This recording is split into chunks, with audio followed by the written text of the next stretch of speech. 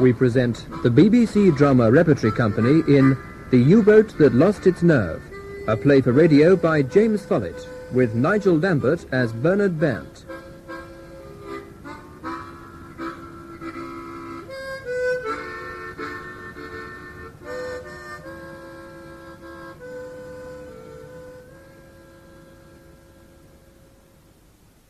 The U-Boat That Lost Its Nerve.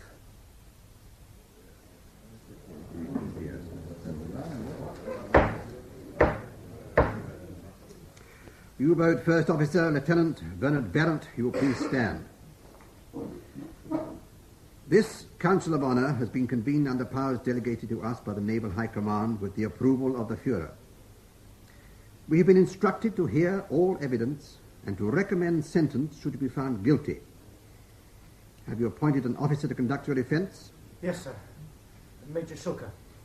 Have you agreed to this, Major Schulke? Yes, sir. Lieutenant Bent, the charge against you is that you displayed cowardice in the face of the enemy, and as a consequence of your treacherous behaviour, the submarine U-570, entrusted to you by our Führer and the German people, was allowed to pass intact into the enemy's hands. How do you plead? How do you plead? Guilty or not guilty? The accused wishes to enter a plea. I want to hear him say it. Not guilty. Should the charges against you be proved, this council will have no alternative but to recommend that you be sentenced to death by hanging. I say this because I want everyone here to realize that our present circumstances in no way detract from the authority of this council or the seriousness of the crimes for which you stand accused. Captain Lehman, will you please proceed? Thank you, Mr. President. On the 27th of August, 1941, the submarine U-570, under the command of the accused... Mr. President, it has not been established that Lieutenant Bent was in command of the U-boat at the time of her surrender.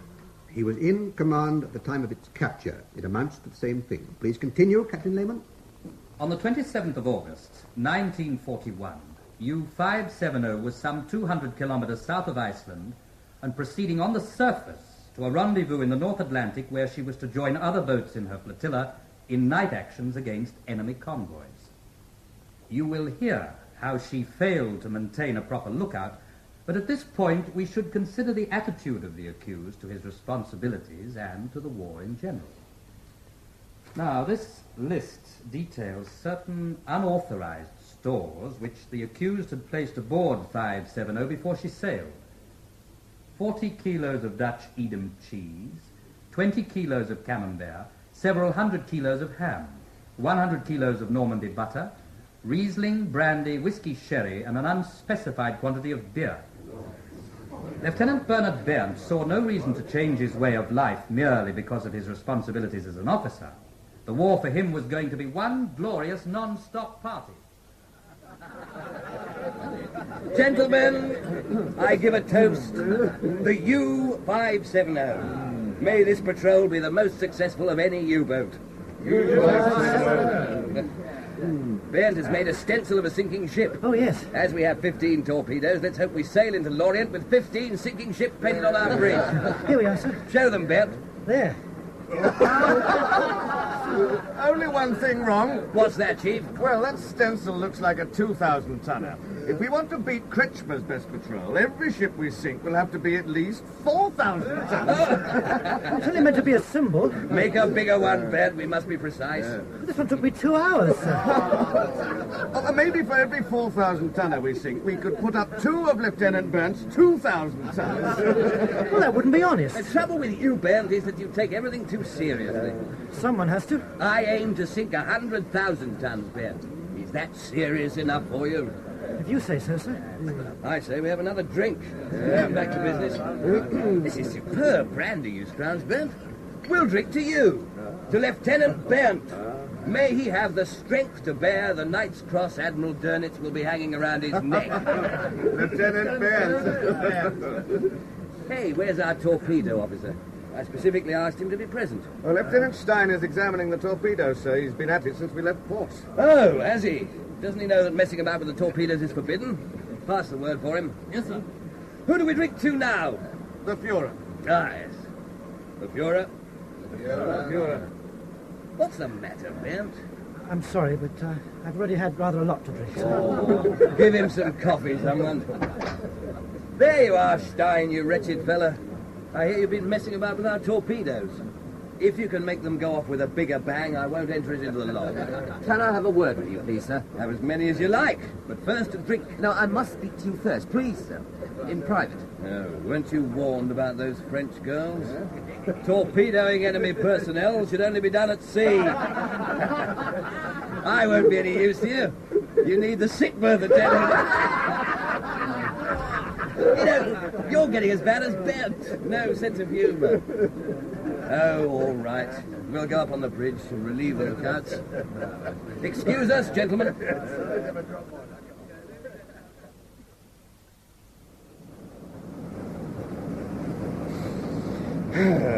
Nothing like the sea for clearing one's head. Now, what's all this about? I've been looking at the torpedoes. You've dismantled them? Yep, and I've also dismantled the depth control chambers. You know that's forbidden. How can we sink ships if you've taken the torpedoes to bits? We won't be sinking any ships, not with those torpedoes. Of course we won't if you've taken the things apart. I'll reassemble them, and in any case, I've only looked at 8. Why look at them in the first place? What do you mean about us not sinking ships? Of course we'll sink ships. This first patrol of U-570 is going to make naval history. Not after this patrol. All our torpedoes are useless. Don't be absurd. They're old G7As. There was a whole batch of them which have been sorted out for sending back to the Torpedo Research Establishment at Kiel. They've been kicking around some time waiting for shipment, and somehow or other, we've ended up with them. You're responsible for striking down torpedoes. You should have supervised their loading. There's no good blaming me. I was only transferred to this boat at the last minute. Yesterday was the first chance I'd had to examine. What do you know about torpedoes? All you have to do is load and fire them. Now come below and look at them if you don't believe me. You'll have to repair them. They need new firing pistols. I don't want your excuses, Stein. You fix those torpedoes. They have to go back to Kiel. And we might as well return to base. We can't go back. Not without... My family have moved to Lorient. I've promised them so much. Well, you'll never achieve great successes in this boat. You will go below and repair those torpedoes. After that, you can consider yourself under arrest. But why can't you face up to reality? Those torpedoes are useless. Might as well radio base and request permission to return. I'll be damned if I'm going to let a miserable, jumped-up, working-class tyke with a chip on his shoulder dictate to me. Aircraft! It went into that cloud. This far out, it must be a Fokker 200. Diving stations, aircraft. How dare you give orders? You're under arrest. Bernd, cancel that order. It's an FW200. Oh, for God's sake, dive, Bert. It had 2 engines. What the hell am I supposed to do? It's coming in for a bomb run. Get down, get down.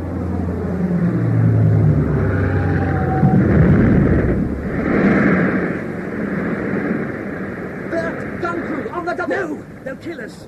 Stop engines. But we must dive. Bernd, what damage? None. We still got control. I'm sending up a gun. No, Bernd, no. Look, help me off with my jacket. Come on, hurry. You're mad. Look, before it turns back. Please. Now my shirt. Pull. I'm coming up. Stay there, Bernd. Pull. That's it. Help me hold it out so they can see it. No, you're not going to... You can't. Stop it. Thank God. Thank God. You bastard. You traitorous bastard. What's happening? I thought there was... Ramlo surrendered. I had to. I have to think of my crew. Gun crew standing by, sir. Tell them to stand down. You're not taking orders from him, Get are below, you? Stein.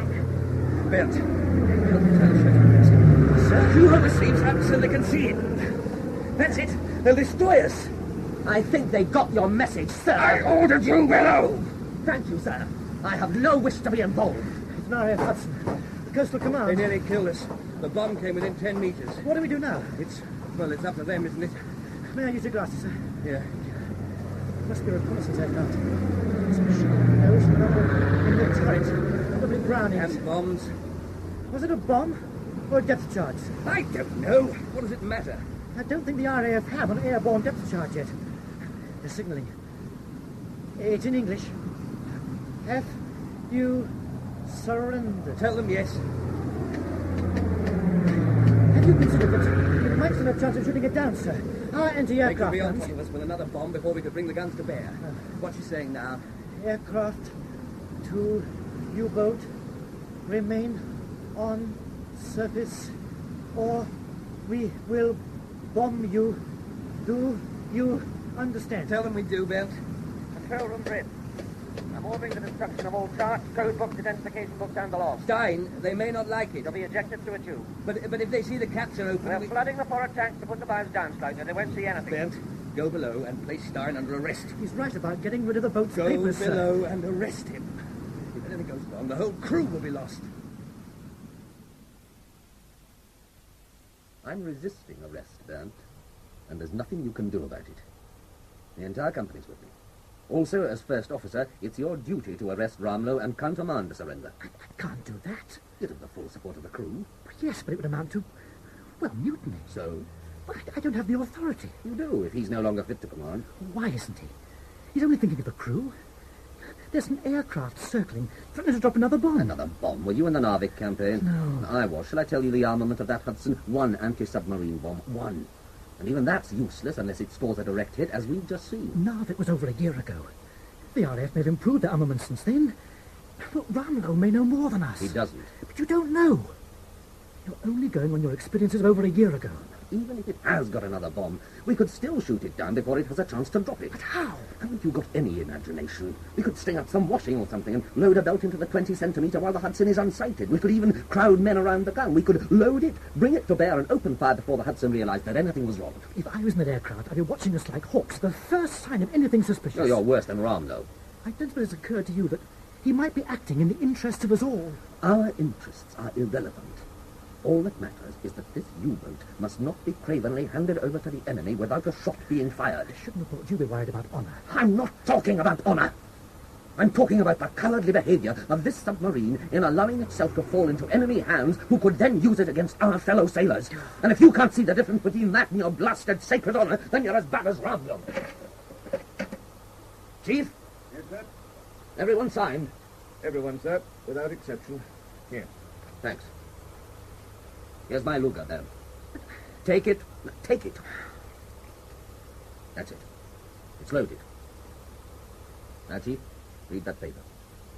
We, the undersigned crew members of U-570, deplore the action of Lieutenant Commander Ramlow in surrendering our U-boat, and we fully support Lieutenant Bernard Bent in doing whatever is necessary to relieve Lieutenant Commander Ramlow of command.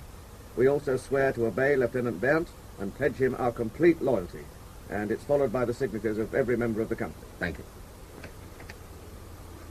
You have a choice, Bert. You can either go up on the bridge, arrest Ramlow, and take over command, or you can side with Ramlow by placing me under arrest. But if you do, I shall see to it that after the war, you and Ramlow hang.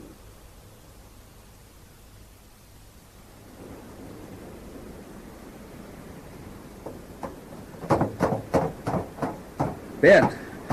Sir? Have you arrested Stein? Well? No, sir. Suppose he talked you out of it. Eh? Odd sort of fella. Got a chip on his shoulder about his background. Bit of the red in his makeup.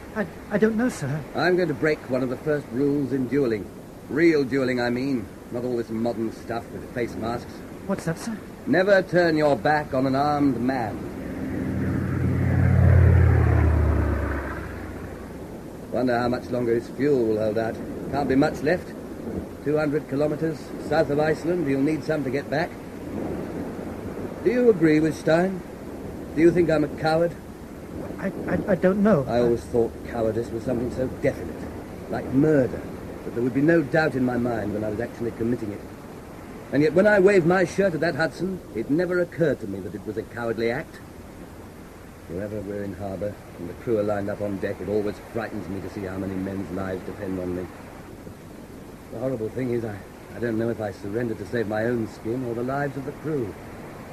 I suppose if I said I wanted to save their lives, it would sound very grand and noble, but the truth is I don't know. What would you have done? No, don't answer. You don't know. Nobody knows how they will react to a given situation, but it's always possible to guess how others might behave. People like Stein are predictable. They're the ones who die and get covered in glory. There are a lot of Steins in Germany. They never die alone and always take a lot of poor bastards with them as insurance, so they'll be remembered. What are you going to do? I don't know. That's all you've been able to say, I don't know. It's about time you started making a few decisions for yourself instead of letting other people push you around all the time. I was sent up to arrest you, sir. You were sent up here to do your duty according to what you think is right. Stein is not your senior officer. If you think I should be arrested, go ahead, but don't try to cover up your conscience by pretending that you're acting out of duty instilled into you by Stein. I don't even care if you shoot me, but I do care if you shoot me out of a sense of fear. I'd rather die as a victim of your principles than Stein's. Sir, I don't understand. I'll do it myself. Give me the gun. I'll shoot myself so you can say you did it. They'll listen to you then. Here, give it to me. No. Come. No! Set up your fool, sir! You bloody fool. You could have been killed.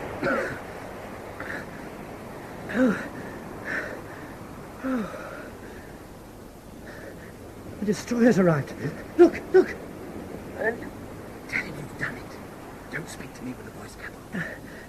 Yes? You killed him? Say yes. Yes. Good. I'm coming up. Tell him to stay. Stay where you are, Stein. My dear Bernd, I have a gun crew ready for action. You can come up when I give the order and not before. Good for you, Bernd. Light signals from the destroyer, sir.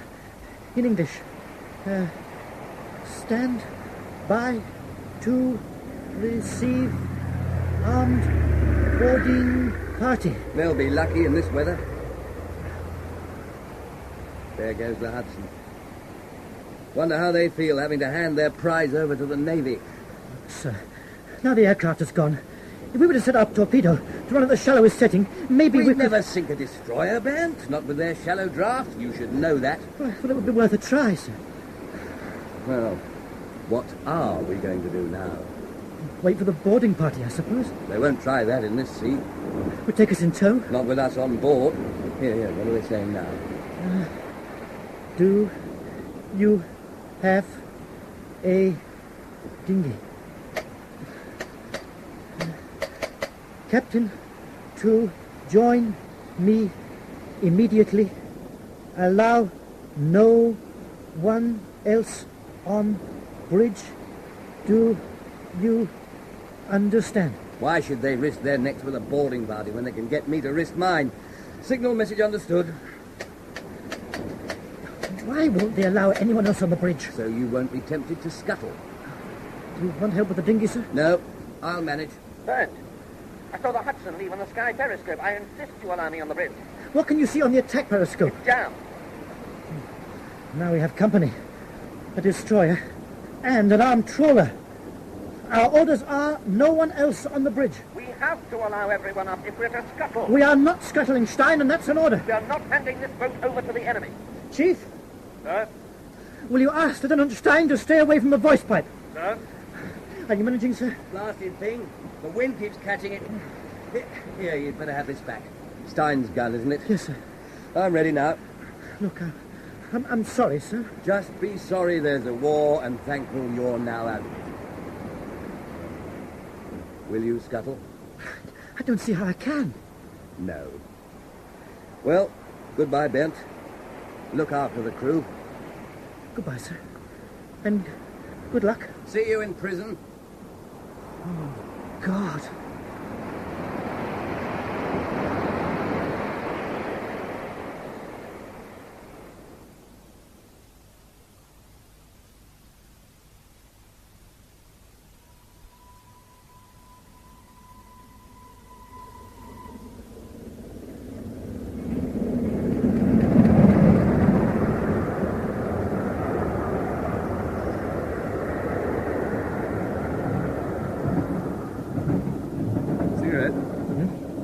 Oh, thank you.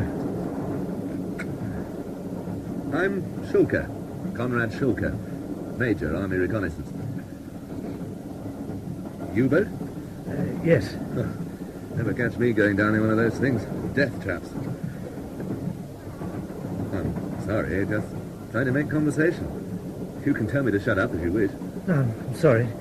Lieutenant Bernard Bent. What happened to you? Oh, it's all right. These guerrillas don't speak German.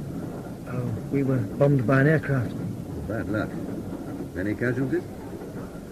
Every member of the crew was saved. How long were you interrogated for? 2 days. Oh, I had a week. In London? Yes, Kensington Palace Gardens. I used to work in London in the 20s. Didn't tell them, of course, but they soon found out. I didn't even tell them I could speak English. I gave myself away when this officer walked in and said, "We've decided to shoot you, Major." And he laughed at my expression. Where are they taking us? Euston Station? Well, must be somewhere in the north. Euston's being moved at night. Why? Plenty of useful information to be picked up just by looking out of the window. What state the crops are in, how many people working on the land. It's all very useful when you're trying to build up an overall picture. Still, of course, you have to escape first. Well, is it worth the risk with the war supposed to last only a few more months? It's always worth the risk. It's your duty to do so.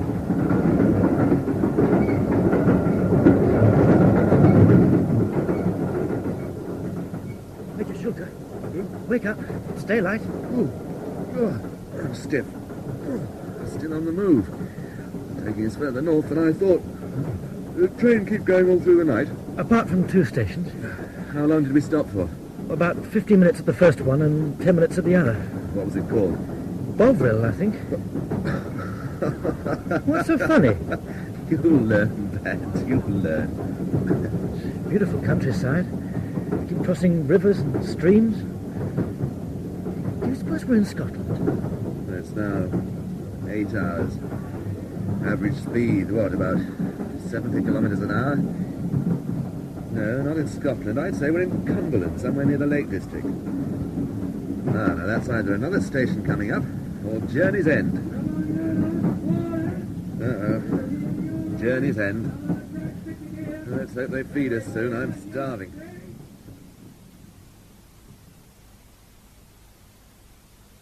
Welcome to Grisdale Hall, gentlemen. Right in the heart of the British Lake District. I'm afraid the British won't allow us to go sailing. My name is Lieutenant Commander Otto Kruger. My job is to make you feel at home. I'm the senior officer.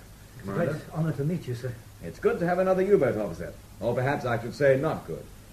I was beginning to think this camp was being taken over by the Luftwaffe. How is the Admiral? I'm afraid I've never met him. And you're Major Conrad Schulker. Yes, sir. Number 1 Reconnaissance Unit, Bremen. I hope you didn't tell the British that. No, sir. They told me. I take it the British CO has already interviewed you? Yes, sir. You will find Major Veach firm but fair.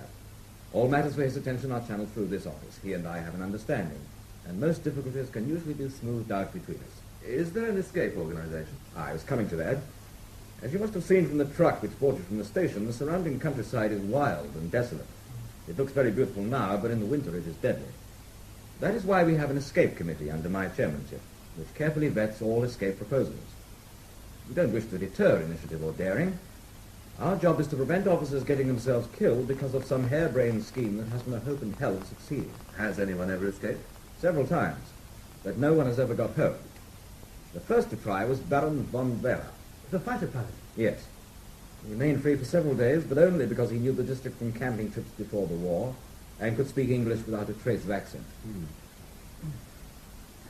This place looks as if it was once a country mansion. It was, but you won't find any suits of armour now. What you will find is plenty of barbed wire around the grounds and watchtowers. Now, that's all for now. I'll expect it will take you a couple of days to find your feet and get used to the routine. If you report to Paul Falk, third door on the left down the corridor, he'll arrange for you to have a medical and tell you what dormitory you're in. Thank you, sir. Thanks, sir. Lieutenant Bent. Sir? I'd like a word with you before you go. Third door on the left, Shawker. Thanks, sir. Take seat. Thank you, sir.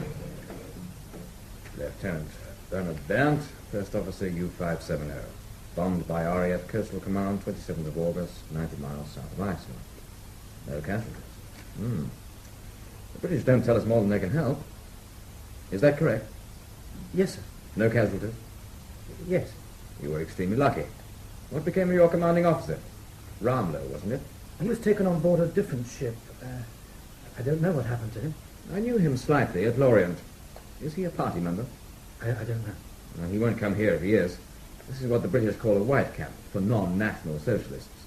The borderline cases go to the grey camps, and the dedicated ones are sent to the black camps. That's why none of our guards are Poles. They're all at the black camps, knocking hell out of the inmates. They're not supposed to know that. I see. I read about your capture in the papers. They said you were sunk by overwhelming forces after you'd fired all your torpedoes. Propaganda. I was rammed at night by a destroyer. I've been here since March, 5 months. The loss of your boat was a sad blow. Do you know the latest tonnage sunk figures? Well, May and June was around 600,000 tons. July was very low, only 100,000 tons. What about your boat? Well? Nothing. Nothing? It was our first patrol. We'll never win the war at this rate. The papers were saying that the British won't be able to hold out for more than 6 or 7 months at the most. Maybe. Here's your form. You better report to Lieutenant Follett. There is one thing, sir. Yes? Is there a Lieutenant Richard Stein here? Stein. Richard. Several Steins, but no Richard. Friend of yours? Yes, sir. Thank you, sir.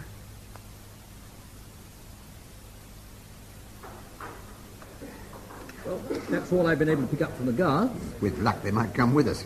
Otto, over here. Good evening, you two. Good evening. Do you suppose the British are celebrating something?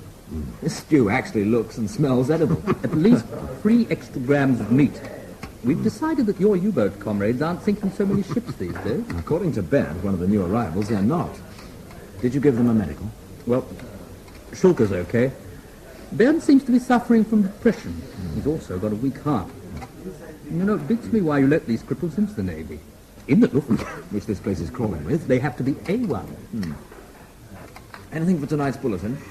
Well, it looks as if we'll have to reopen the escape program. Aren't we going to Canada? It's still only a rumour, but if we are being sent there, it doesn't look as if we'll be able to rely on American neutrality for much longer. An American destroyer has deliberately attacked a U-boat. One incident doesn't necessarily lead to war. It did in 1914. Oh, God, if only we could get hold of some British newspapers. When does Parsons come back from leave? Saturday. Was there any mention of U-570? No.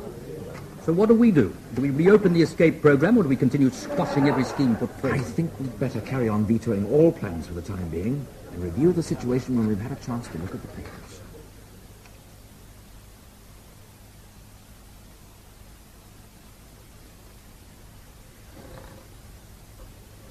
Schulke.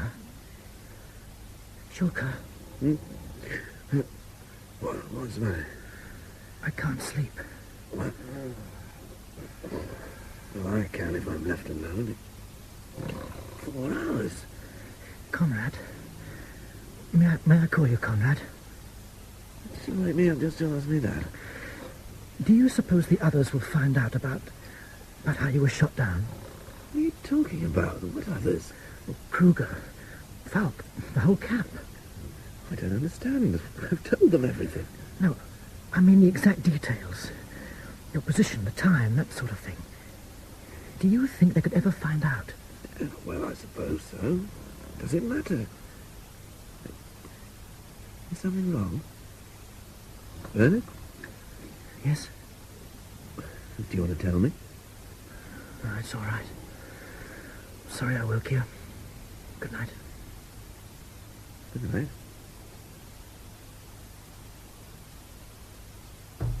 Come in. Good morning, Paul. Papers. Excellent. Express, Times, Sketch, the lot. Even John Bullen picked a post. Poor bastard's terrified about that copper wire. Don't put any more pressure on him for a bit. He's the sort to suddenly decide the confession might be good for his soul. Anything about that Greer business?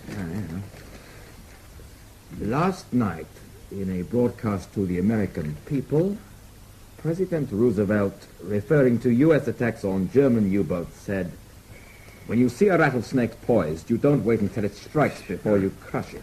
The man's a warmonger of the worst. Listen to this.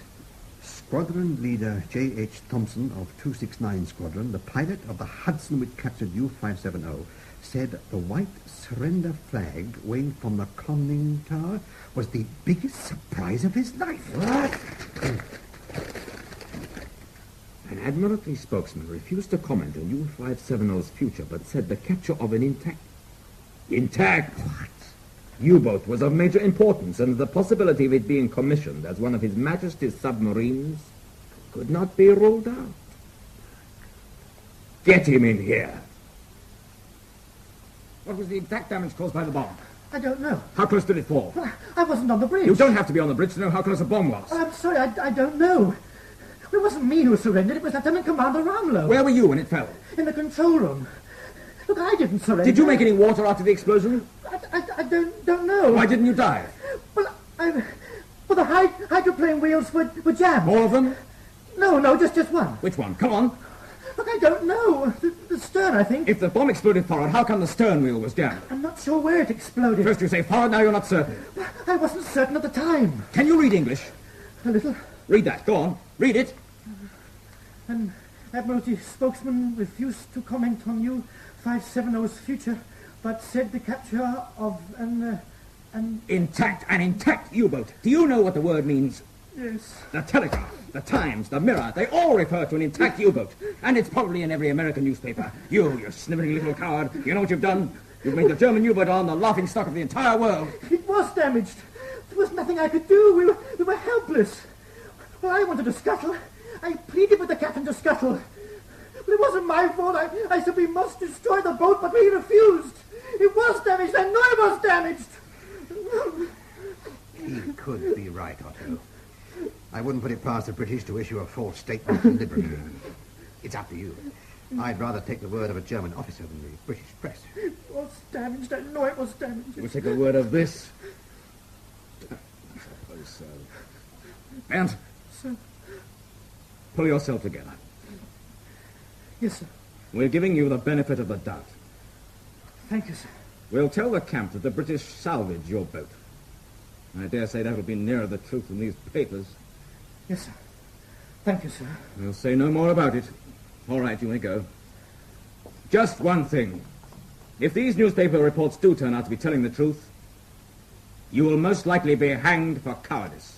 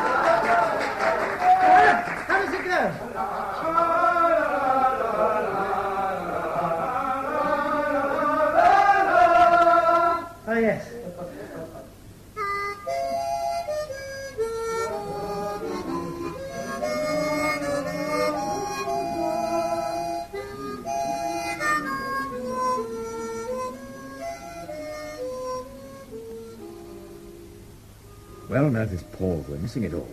You know, Bernd fits my theory about people who have mastered a social musical instrument. What the hell is a social musical instrument? Harmonicas, concertinas, flutes, anything portable like that. Have you heard my theory? No, but I have a feeling I'm going to. Is it anything like that theory you advanced 3 months ago, which explained why the war couldn't last another 2 months? Bernd interests me. He's had a lonely childhood, comes from a well-off family, and was sent to a boarding school from the age of 7. Consequently, he's been starved of affection. He's emotionally insecure, finds it difficult to make friends, and yet he needs friendship. That's why he's mastered the harmonica. It ensures it's always in demand for parties and so forth. That way, his introvert personality is no barrier to his popularity. Is he married? Yes, it was arranged by his parents. Have you been talking to him? Schulke has. The army major who arrived with him. Apparently he's worried about Bernd. Says he's been sleeping badly, having nightmares. Maybe you should have a look at him. After what Schulke said, I did. On the pretext it was a routine check after 4 weeks in prison. He's lost weight. So have we all. Not as much as him. He was 77 kilos when he came. Now he's down to 61. That's a lot to lose in 4 weeks. Oh, whatever his problems are, he's a useful addition to the camp. That's what's so odd about him. He enjoys being popular, and yet... People are too complex to fit your simple theories. Ah, here's Paul. Ah. Come on, you're late. We've got a new arrival. Huh? Oh, the British do choose sometimes to wheel them in. Who is it? Not another Luftwaffe type. I don't think I could stand anymore. He's one of your lot, U-boats. Made himself unpopular at his last camp and nearly got himself lynched. Hmm? Stein. Lieutenant Richard Stein. Right, Paul, let's have him in. There?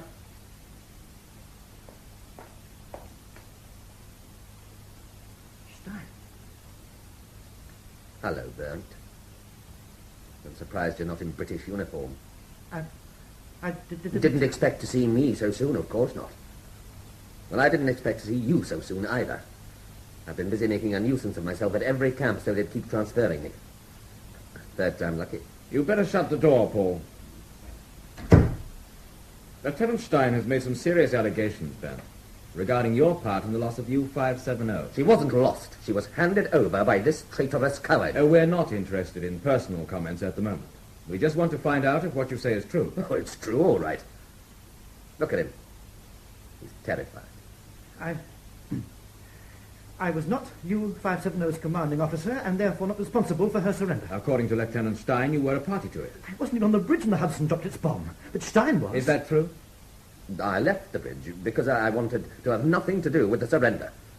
I went below and circulated a petition in which every member of the crew pledged support for Berndt if he were to arrest Ramlow and countermand the surrender. It was a license for mutiny. It was a license to prevent a U-boat falling into enemy hands. It was our opinion that Ramlow was no longer fit to command. Our opinion? My opinion. It's quite clearly stated in battle orders that if a commander... Yes, I know what's in the battle orders. After you shot Ramlow, did you... I never shot Ramlow. He's lying. He paddled across to the destroyer in the inflatable dinghy. Well, you know that. I told you at the time. So Ramlow left you in command? No, sir. No. Ramlow transferred command to the captain of the destroyer, and I carried out the orders the destroyer signalled to me. He's twisting the facts to save his own miserable skin. Berndt was a senior officer. When Ramlow was shot, he would automatically... Ramlow was not shot. All right. Berndt, after Ramlow left the U-boat, did Lieutenant Stein request permission to scuttle the boat? Yes, but it was not up to me to grant such permission. You refused? Yes. Because you no longer had the authority? Yes. If you felt that you did not have the authority to allow Stein to scuttle the boat, how is it you felt you had the authority to order him not to? Well, I don't know. But it wasn't me that surrendered. It wasn't me. All right, you two. You may go. Thank you, sir.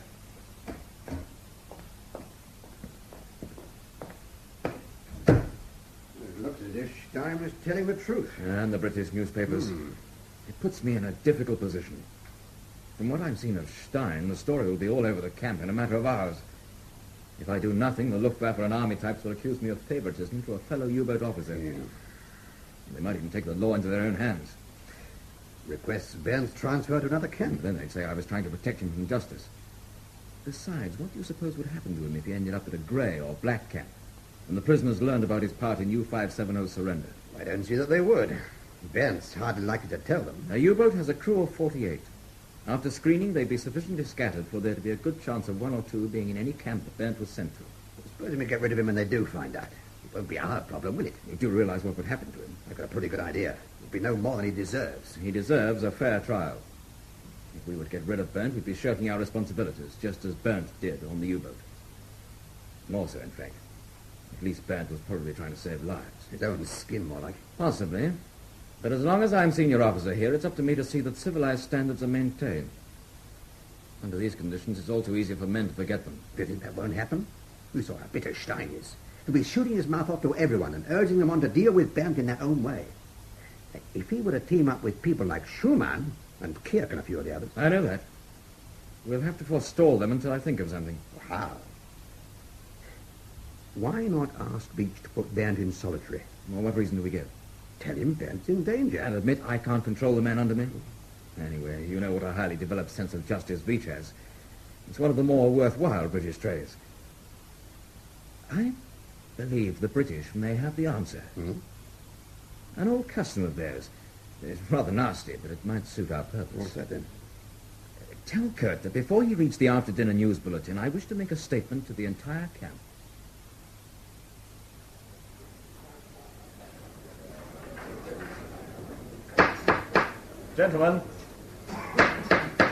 Gentlemen, before Kurt reads the evening news, I have a brief statement to make.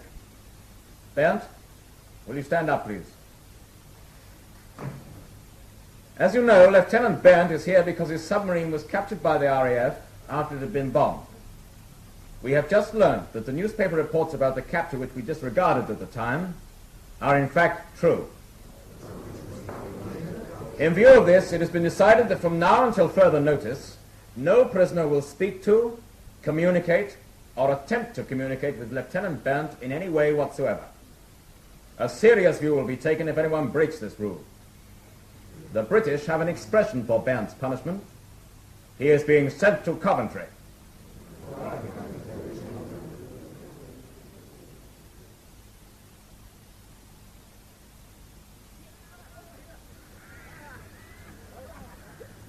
Oh, hello, Paul. Order. Berndt seems to have disappeared. Really? I saw him at roll call. Well, he turns up for morning and evening roll call and lights out, but vanishes for the rest of the day. I never did pretend it was anything but an interim solution. The idea was for us to act before anyone else did. Yes, it seems he sent us to Coventry. We'll have to think of something else. I already have. I want to send a message to U-boat command. Can you arrange it? But I thought you U-boat types already had a system. It may have been revealed by Ramlow by now. He handed over a U-boat, so I don't suppose he had any qualms about our letter code. Who's it to be sent to? Dieter Frank. He's a staff officer, cipher expert. Mm-hmm. That's his private address, and that's the message.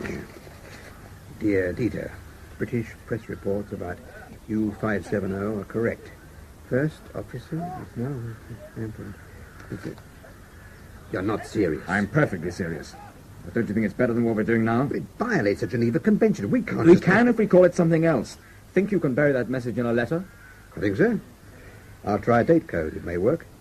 It won't have to be anything elaborate to slip past Jenkins. A date code will do. I want it to go today. Right. I'll get to work on a draft letter for you to copy out.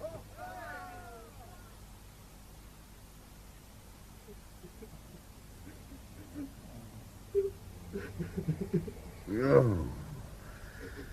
Someone tell that worm to shut up. I'm going to get some sleep. You say one more word, Stein, and I'll smash your oily face down your throat. Ooh, brave words, Major. Not the sort that Berndt would understand. Just leave him alone. You've done enough damage. That is a matter of opinion, Major. Stop, Lehman, before we kill him. Look, I'm as worried as you, Major, but what can I do? Kruger won't take any notice of me. Well, you could at least examine Berndt. If he is ill, I'd have to say it's because he refuses to eat, not because he's being sent to Coventry. If you do nothing, I'll place the matter in the hands of the British by reporting the whole affair to Major Veitch. Where is he? In the attic above the laundry. He spends every day alone there, reading and playing the harmonica. I'll tell you what I'll do. Give Berndt another 2 days. If he hasn't come down and had some food by Sunday, then I'll examine him. If his condition is serious, I'll urge Kruger to call off this Coventry business.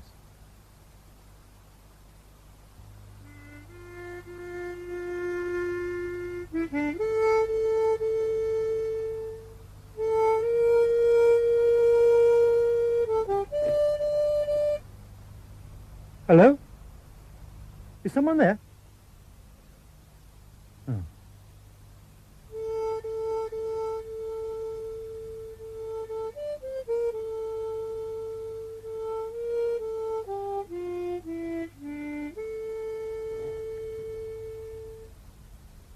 Who's that? Oh, hello. I didn't know it was... What do you want? No, no, please, no, no, no, no, no, stop it, stop it, stop it, no, no,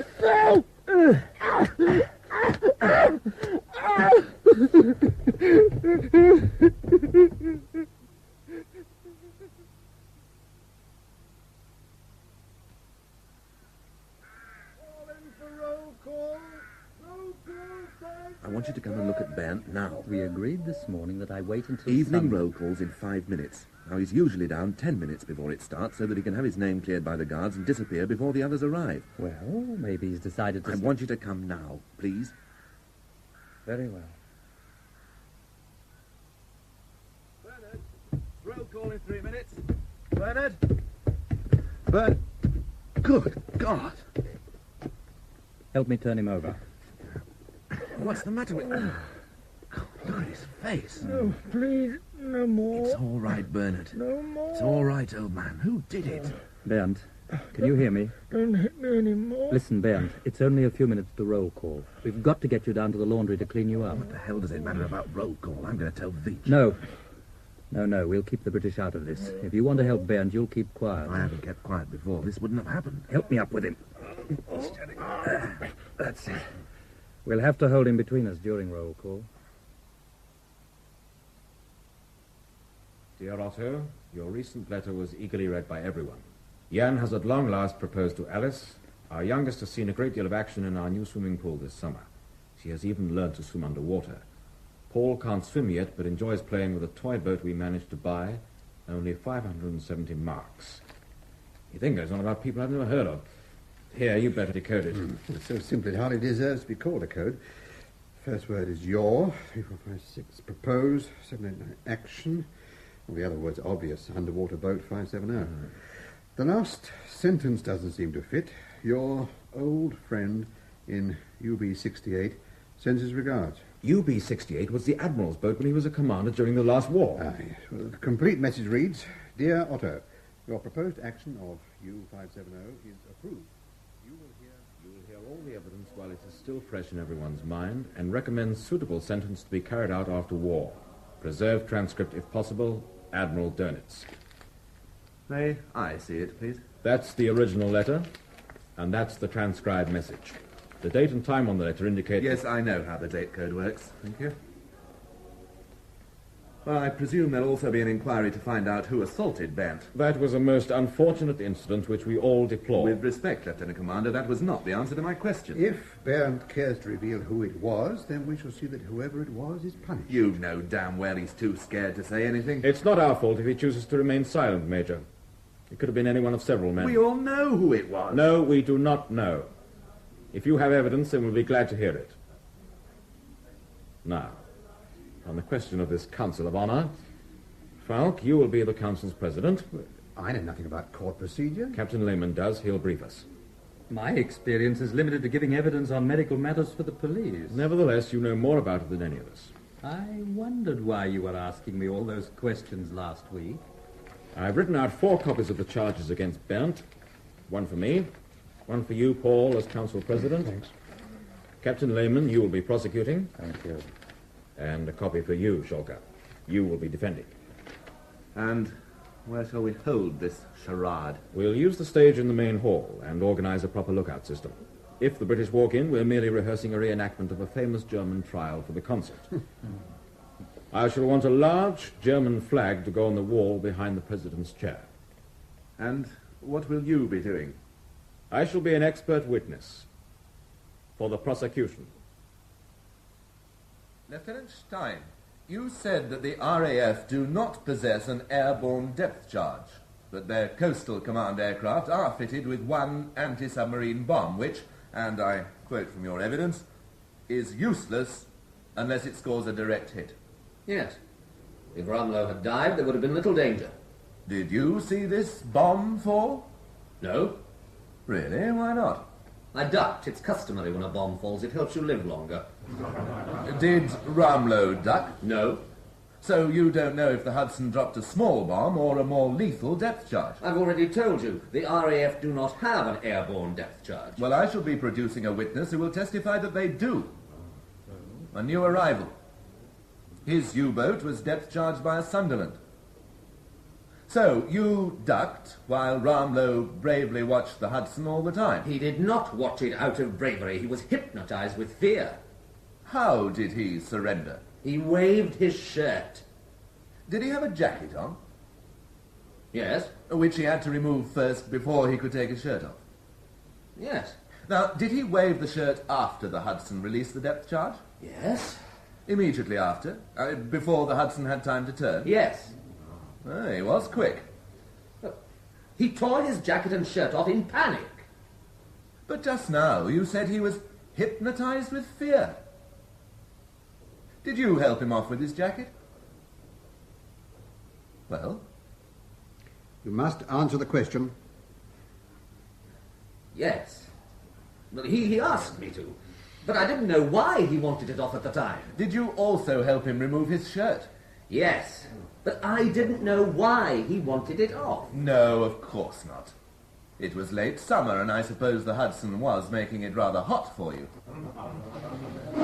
Major Schulke is including a great deal of unnecessary comment, Mr. President. No more than we've had from Captain Lehman. That is not for you to I decide. have no more questions. Thank you. Do you wish to re-examine Captain Lehman? Sir. When you went below after the surrender, Lieutenant Stein, you said you posted a signalman on the sky periscope to watch the Hudson. Yes. Can you remember the exact wording of the Hudson signals? Yes, the first one said, "Have you surrendered?" And the second one was, "Remain on surface or we will bomb you." It definitely said bomb, not depth charge. Yes. It was bluffing, of course. It only carried the one bomb. There is no doubt about the action I would have taken. As soon as the aircraft appeared, I would have given the order to dive, and continued diving despite the air attack.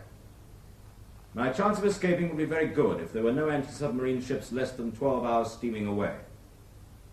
If the bomb had damaged me, I would have surfaced and fought it out with the aircraft. My anti-aircraft gun crews were well trained, and there would be a good chance of destroying the Hudson. Were you ever attacked by aircraft when you were in command of a U-boat? Mr. President, I fail to see what Lieutenant Commander Kruger's experiences have got to do with this case. I merely wish to establish that his experience qualifies him to speak with authority on the correct course of action U-570 should have taken when it was attacked. Would the first officer of a U-boat be justified in assuming command if his commanding officer had surrendered when still capable of fighting and possibly escaping? Yes. Excuse my ignorance of court procedure, but is the prosecution allowed to put leading questions to his own witness? That is true, Major Captain. Schulke is quite correct, unless the questions deal with a complex matter. I'm sure he would be the first to agree that this is indeed a complex matter. Continue, Captain Lehman. And if the commander is faced with overwhelming odds... Then he must scuttle his boat. Thank you, Lieutenant Commander. Major Schulke. Commander Kruger, before you would scuttle your boat, you would give the order to abandon ship. Of course. Now, supposing you were under the guns of an armed trawler and a destroyer which had ordered you to allow no one from below, would you still scuttle your boat? I would never allow myself to get into such a situation in the first place. You've never been unfortunate enough to find yourself in such a situation. It's not a question of being unfortunate. It's a question of skill and courage. But you've never been in such a situation. No, when I was... Mr. President, Lieutenant Commander Kruger has been allowed to give evidence for the prosecution because of his experience in U-boat matters. We now learn, on his own admission, that he has no experience of the circumstances under examination. Therefore, it is my submission that his evidence is invalid. Are you familiar with Lieutenant Commander Kruger's record? 260,000 tons of enemy shipping sunk. He holds numerous decorations, including the Knight's Cross with oak leaves. I suggest you apologize. Why should I apologize for making what I consider to be a valid point? In that case, the Council will apologize on your behalf. You should remember, Major Schulke, that none of us has experience of surrendering to the enemy without a fight. Only Bernard Berndt can speak with authority on that subject. Why didn't you relieve Ramlow of command? It would be mutiny. You went to training college? Yes. Weren't you taught the difference between mutiny and the justified relieving of command? Yes. Tell the council those differences. I don't remember the exact wording. Mutiny is the refusal by an individual or group to obey the lawful commands of their senior officers. Justified relieving of command is when the senior officer has demonstrated, either by his action or inaction, that he is no longer mentally or physically capable of issuing lawful orders. Is that right? Yes. Immediately after the attack by the Hudson, you joined Ramlow on the bridge. You said in your statement, and I quote, Ramlow appeared to be in a state of shock. He said, they'll kill us. Is that correct? Yes. Your own words, a state of shock. Why didn't you take command there and then? I don't know. Didn't Lieutenant Stein suggest you take command? Well, yes, but I didn't trust him. Didn't he promise you his full support and that of the crew if you did? Yes. Didn't he assure you of his complete loyalty to you? Yes. And still you refused to act. Why didn't you do so after Ramlow abandoned the U-boat? Surely you realised there was no question of mutiny then. Well, I thought the commanding officer of the British destroyer was technically in command of the U-boat, as we had already surrendered. You worried about legal niceties when there was a danger of your boat falling into enemy hands? Yes. Why didn't you tell the crew to abandon ship so you could follow battle orders? Well, I was concerned for their safety. And the destroyer had threatened to open fire if anybody appeared from below. Did it occur to you that the British wanted to stop you scuttling? Well, I thought perhaps they were worried in case we tried to use the gun. In the heat of the moment, I felt that the lives of the crew were more important than the capture of the boat. Surely you realised that the secrets revealed to the enemy through the capture of your boat could well lead to the deaths of countless sailors in the future? I didn't think... You didn't think? You didn't think that the presenting the enemy with a complete U-boat, with its equipment and weapons intact, could endanger the entire U-boat offensive? You valued your life and the lives of your crew above the lives of crews yet to sail? Yes. Speak up! Yes. Thomas, quiet everyone.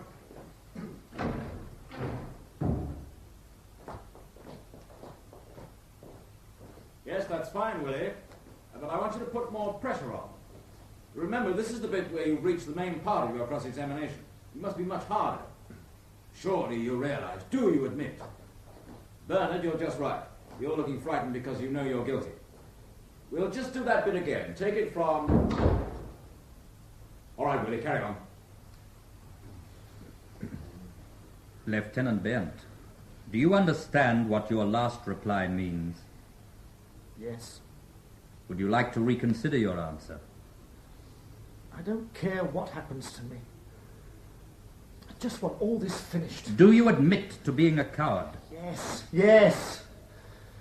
It's always been the same. At school I was frightened of the wall bars. I can't help myself. Everybody said it didn't matter if you were scared, it would all disappear, they said.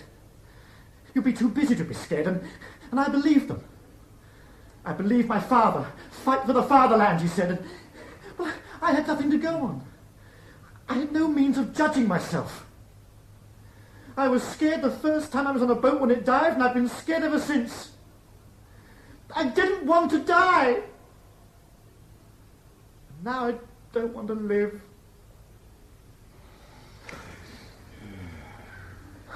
My own definition of a coward is someone who has the courage to show he's not a hero.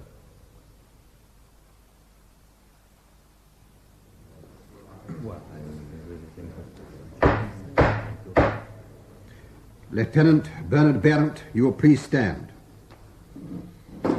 You have been found guilty of failing to scuttle your U-boat to prevent its falling into enemy hands, and guilty of displaying cowardice in the face of the enemy. Lieutenant Stein, who through no fault of his own will have to live with the stigma of being associated with the most cowardly act in the history of the German Navy, has expressed a desire to read out the recommended sentence of this council. Lieutenant Stein. Thank you, Mr. President.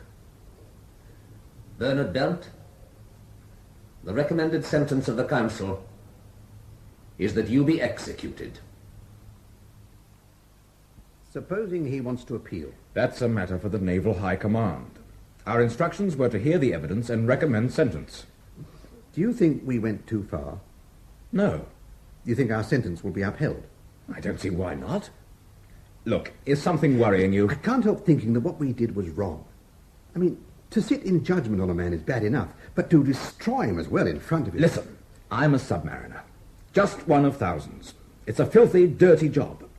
You're stuck in a tiny, almost defenseless craft for days, weeks, months at a time. You learn to live with a permanent smell of urine and vomit. You sleep in soaking wet clothes, not just when the weather's bad, but all the time, because everything you touch is dripping with condensation. When you're on the surface, you can't allow more than a few men at a time into the fresh air, because you've less than 3 minutes to dive if an aircraft is spotted. I had nearly 50 submariners under me, and not one of them ever complained. They're the men, and the hundreds of youngsters training in the Baltic, whose lives have been threatened by one cowardly officer who cared so much for his own skin he preferred to hand the British an intact U-boat. Baird may have forgotten them, but I never shall. We know how you feel, Otto, but what will the British learn from U-570? its exact length, how quickly it can dive, how long it can remain submerged? Will it tell them anything they don't know already? The Type 7C is the most advanced U-boat in the world. It can dive to over 200 meters. Yes, that's what you told the council, but is it? Yes, of course. I've learnt one or two surprising things about British submarines from some of your fellow U-boat officers here. What is the maximum surface speed of the 7C? 18 knots, but I don't see... In the last war, the British K-class submarines could do 24 knots. Well, they were steam-driven freaks. But nearly all the evidence you gave to the council was based on the superiority of the German U-boat. Do you think I would list its faults in front of the Army and the Luftwaffe? In any case, Schulke could have found out what you found out. He made the mistake of attacking you. Bernth's defense was a shambles. Maybe it was, but that makes no difference to what Bernth did. It might make a difference when the High Command review the evidence. They might decide that Bernth's case was mishandled. I think we should reconsider the sentence. Are you siding with Bernth? Of course not. I don't want to see him get away with what he did. I'm just saying we should reconsider... Yes? May I? Oh, come in, Lehman. Do you believe in Providence? Not since I've been here. Why? The guard, Parsons, has been boasting again. On his last 24-hour leave, he took his girlfriend to Barrow for the day. They went on a boat trip to view the captured German submarine. U-570? The same. She's just been brought back from Iceland by Lieutenant George Colwyn. She's been renamed Graf. Now, I've managed to scrounge a map. She's lying at the submarine works in this narrow channel here. She's to be refitted. How far is Barrow from here? Less than 30 kilometers. Now do you see why I asked if you believed in Providence? Gentlemen, I think it's time we reconvene the escape committee. The plan is for someone to break out and sabotage U-570 at her moorings. The exact details have yet to be worked out. But are we all agreed in principle that it should be done? Yes. Indeed. Good. I've considered the various methods which could be used to destroy a submarine. The easiest would be to open the main vents and sea valves. How much damage would a hand grenade do if it exploded inside a U-boat? One hand grenade wouldn't do much structural harm. How about 4 exploding simultaneously? If the watertight doors were shut, they could possibly blow it in half. Good. You have an idea? Oh, yes. And I have some hand grenades. 5 of them. Unfortunately, I don't have an alarm clock. Lehman, what are you talking about? Hand grenades. These things. They're British, of course.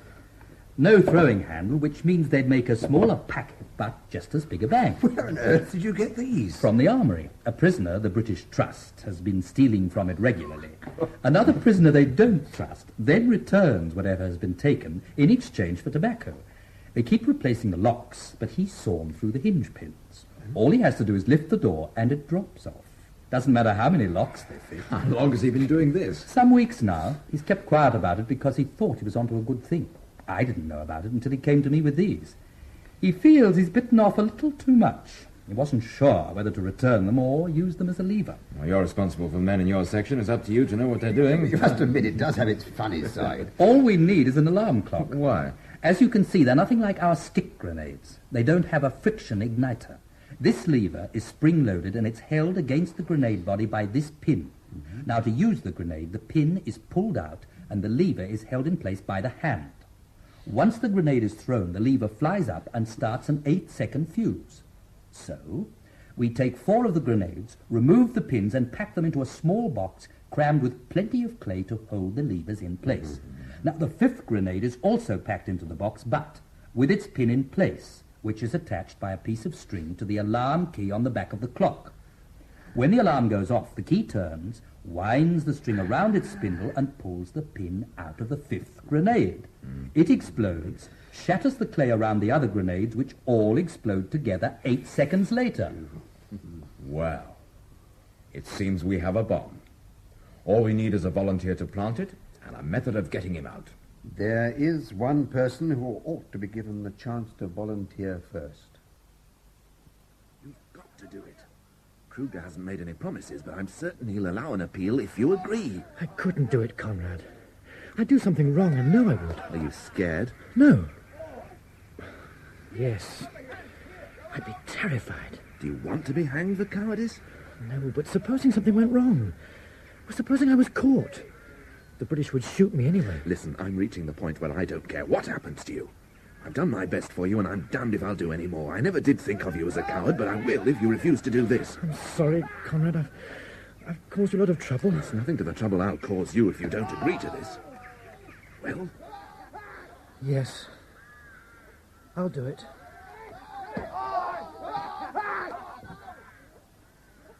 Looks as though Shulker is having trouble with Bent. Would you consider an appeal if he agrees? We'll have to see if he agrees first. The immediate problem is how we're going to get whoever does it out of here. Hoffman's made some excellent wire cutters out of 2 leaf springs. Something seems to be interesting Lehman. Where? Over there, by that watchtower. Lehman! If we do reopen the official escape program, I'm taking Lehman's name off the list. He's much too useful to us in here. That bomb is a brilliant piece of improvisation. I think I have it. And what? The answer to the escape problem. I'll show you. Let's stroll casually over to the West Tower. Of course, it will only work on a fine afternoon like this. Of course. Now, watch the guards in the East Tower as we near the West Tower. No, don't do it too obviously. Watch them out of the corner of your eye. Yes, one of them is shading his eyes with his hand. Now the other one's doing the same. Now, if we stand in the shadow of this tower, like this, you see? I believe you've got something. The men in the tower above can't see us because we're virtually underneath them. And the guards over there can't see us because they're looking straight into the sun. They know we are here, but only because they saw us walk over. Yes, but you're not suggesting a daylight break, surely. The escaper would be seen long before he reached the trees. Of course not. What's always been against cutting the wire at night? That 30-second interval between each searchlight sweep is too short to cut the wire and make for the trees. But if the wire is already cut... Yes, of course. 30 seconds should be plenty of time. How long will it be before all the papers are ready? Another 2 weeks. Well then, if we have choir practice out here every fine afternoon to get the British used to the idea, we'd be able to cut the wire on the first sunny afternoon when everything is ready, and the escaper could make his break that night. Yeah. The British are not likely to notice a few cut strands of barbed wire right under the watchtower, especially as there'll only be a few hours of daylight between cutting the wire and the breakout. It's a 30-kilometre walk to Barrow, which you should do easily in 6 hours. The first few kilometres across country will be the worst, but if you stick to the compass route, you'll reach the road after 1 hour. Your papers are nearly ready. You're a Dutch seaman returning to Barrow after some shore leave. You'll have a pay book, identity card, travel warrants, used Liverpool bus tickets, and some letters from an English girlfriend. And this is the bomb. We'll be sealing it in a piece of inner tube, but before we do, I want you to go over the priming procedure. Once aboard the U-boat, I cut open the rubber and remove the box. I open the lid and wind up the mainspring. This key here. That's it. The one without the string attached. 5 turns should be sufficient. The alarm key, which will pull the pin out of the hand grenade, is already wound, but it won't operate until the main spring is wound. Yes. The clock hands are set at 3 minutes to 4, and it will go off at 4 o'clock. We've removed the bell. If you jump into the water immediately you've placed the bomb in position, you should be all right. I make sure the clock is ticking, and then I replace the lid and position the box in the forward battery compartment against the pressure hull. Excellent. Supposing someone's aboard the boat. Then you place the box under a grating on the outside. It won't do so much damage, so try and place it below if possible. You'd better have this just in case of trouble. It looks quite realistic at a glance. Don't pull the trigger. It's liable to break off. Right. Unfortunately, we know nothing about the security and layout of the submarine works. All we've got is this rough sketch map. The boat is moored in this narrow channel here. We suggest you enter the water at this quay here alongside the road. That means you'll have a 400-metre swim. Think you can manage that? Yes. We're making your kit bag fairly buoyant, so you'll be able to rest now and then. These are the wire cutters. You'll be cutting the wire in daylight, so... In daylight? Don't worry. We've worked everything out. Try a practice cut on this piece of wire. Right. Good. Any questions? Will there be a moon on the night? We're not even certain what night it will be. We hope it will be early next week, in which case there won't. You'll be cutting the wire on the first sunny afternoon and breaking out the same evening.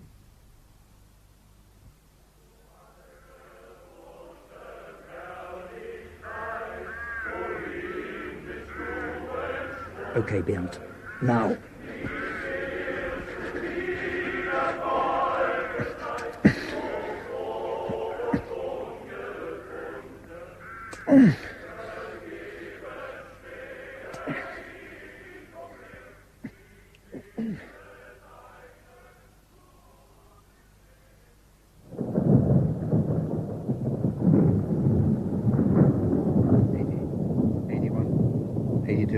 Good. It must be Parsons on that searchlight. He always sweeps slower than anyone else. Yeah, rub this boot polish on your face, Bernard. It smells a bit, but you can wipe it off once you're through the wire. Thank you. Last foot patrol just finishing their circuit round the wire. Remember, when you reach the ground, hold on to the sheets until you feel 2 hard pulls. Yes. You then run behind the searchlight beam, keeping it a few meters in front of you. Don't get too close in case it stops. I understand. Got everything? Yes. All right, onto the windowsill. Hold it. Yes. Right. Down you go.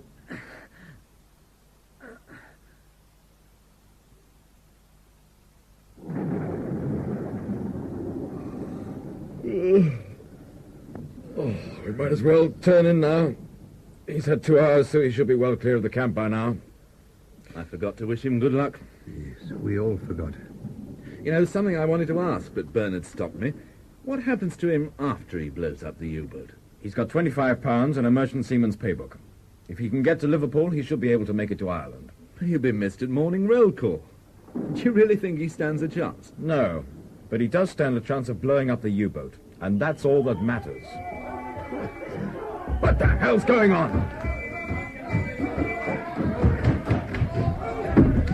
Major Veach is calling one of his snap searches tonight, all night. What are they doing, a bed count? The works. The guards are turning out every dormitory. We'll have to get someone into Ben's room to double up. Not a chance. They're sealing all corridors.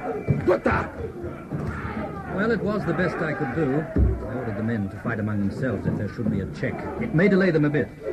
Oh, well, there's nothing we can do. We'd better go to bed. That's all we need. Roll call in this weather, too.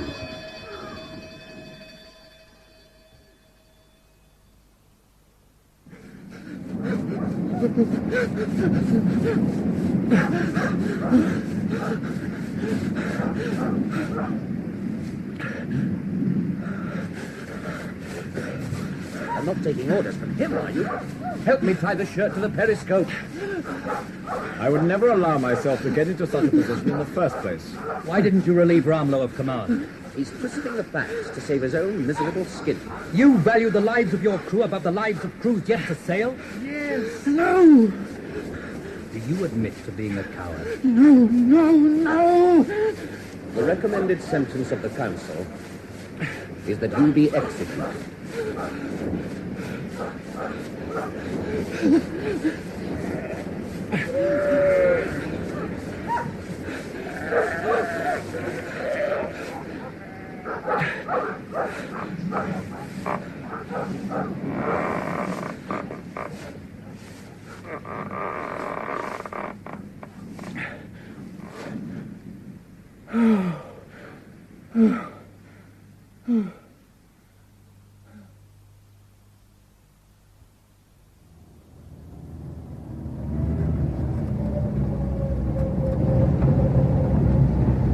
Captain, stop a minute.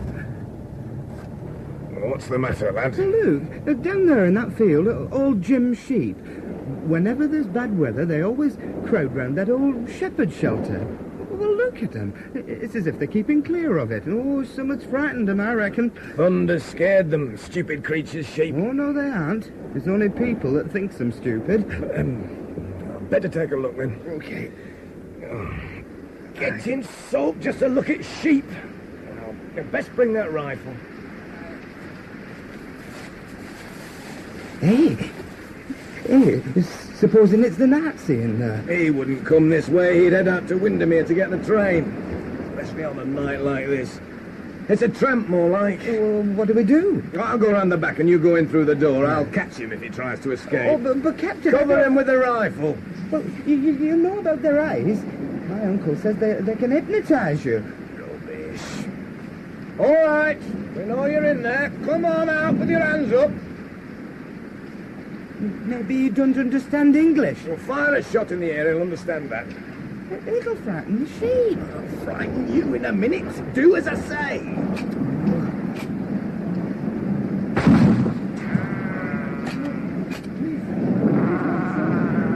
Yes, sir, Captain. Shall I go and get help?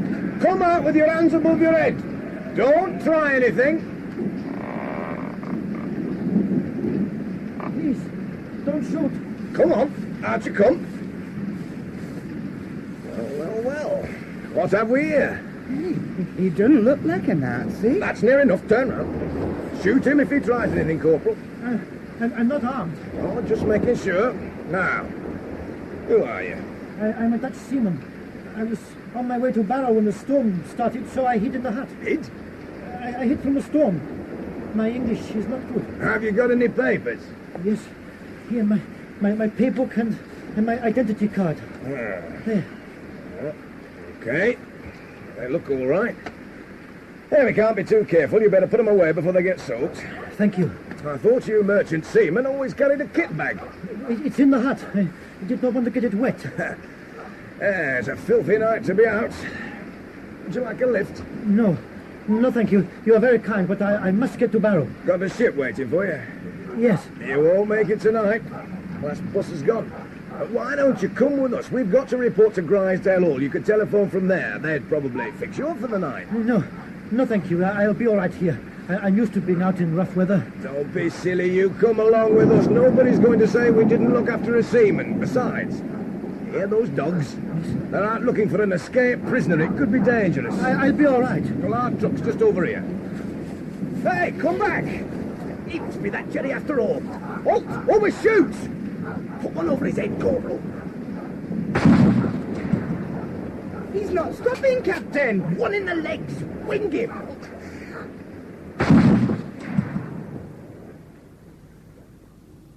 He's dead.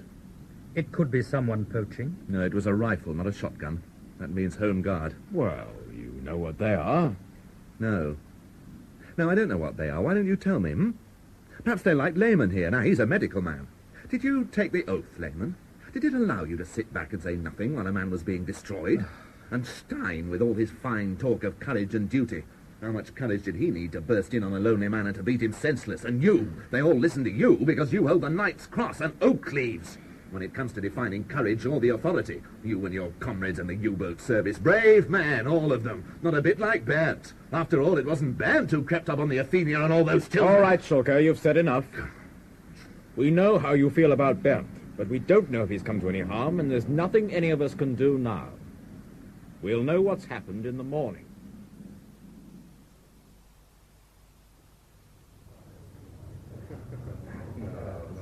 Where is Otto? He'll be too late for breakfast.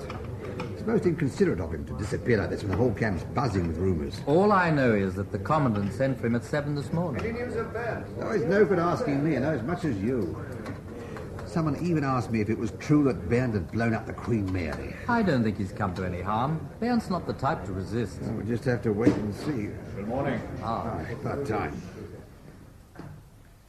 As you must all know by now, one of our comrades escaped last night.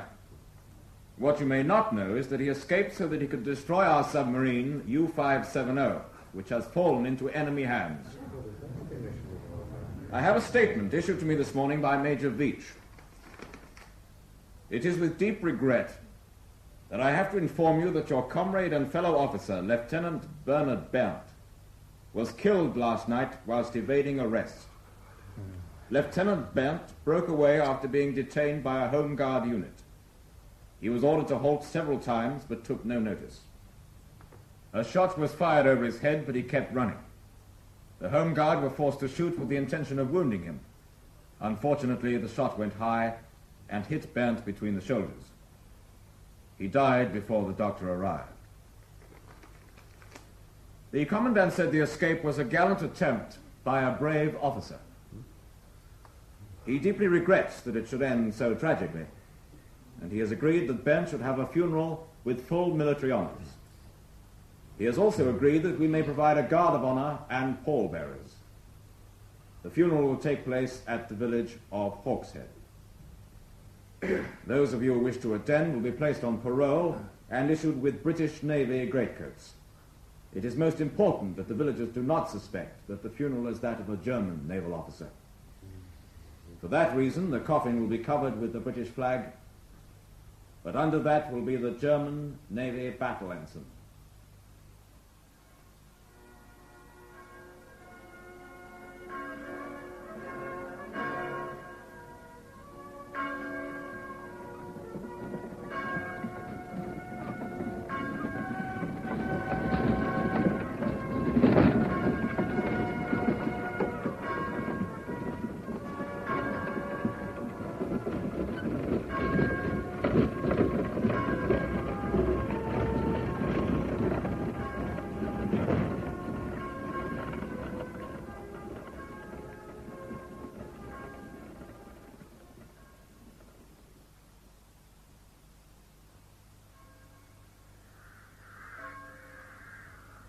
O God, through whose mercy the souls of the faithful find rest, bless your servant, Bernard Bent, and place this grave under the care of thy holy angel, and loose from the bonds of sin the souls. What are you going to say? I don't know. That united with thy Surely you've prepared saints, we may something. rejoice forever Look, in thee. Beach is pulling the Union Jack off the copy. Amen. Of the captured German submarine made by the BBC during the war. The reconvening of the Council of Honour never in fact took place because British intelligence informed the authorities of what was afoot, and all the German officers concerned were transferred to Canada, where they were split up until the end of the war.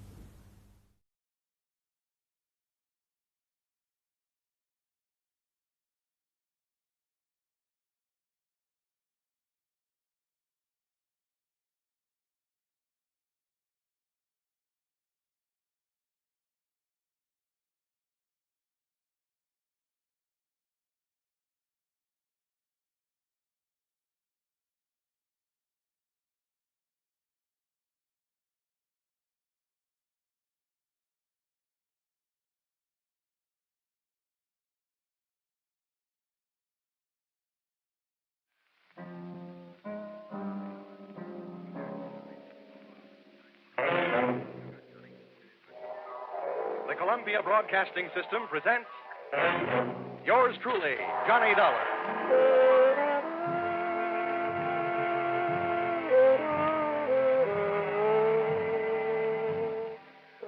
The next half hour has its baggage packed to take a trip with America's fabulous freelance insurance investigator, Johnny Dollar. At insurance investigation, he is just an expert. At making out his expense account, he is an absolute genius.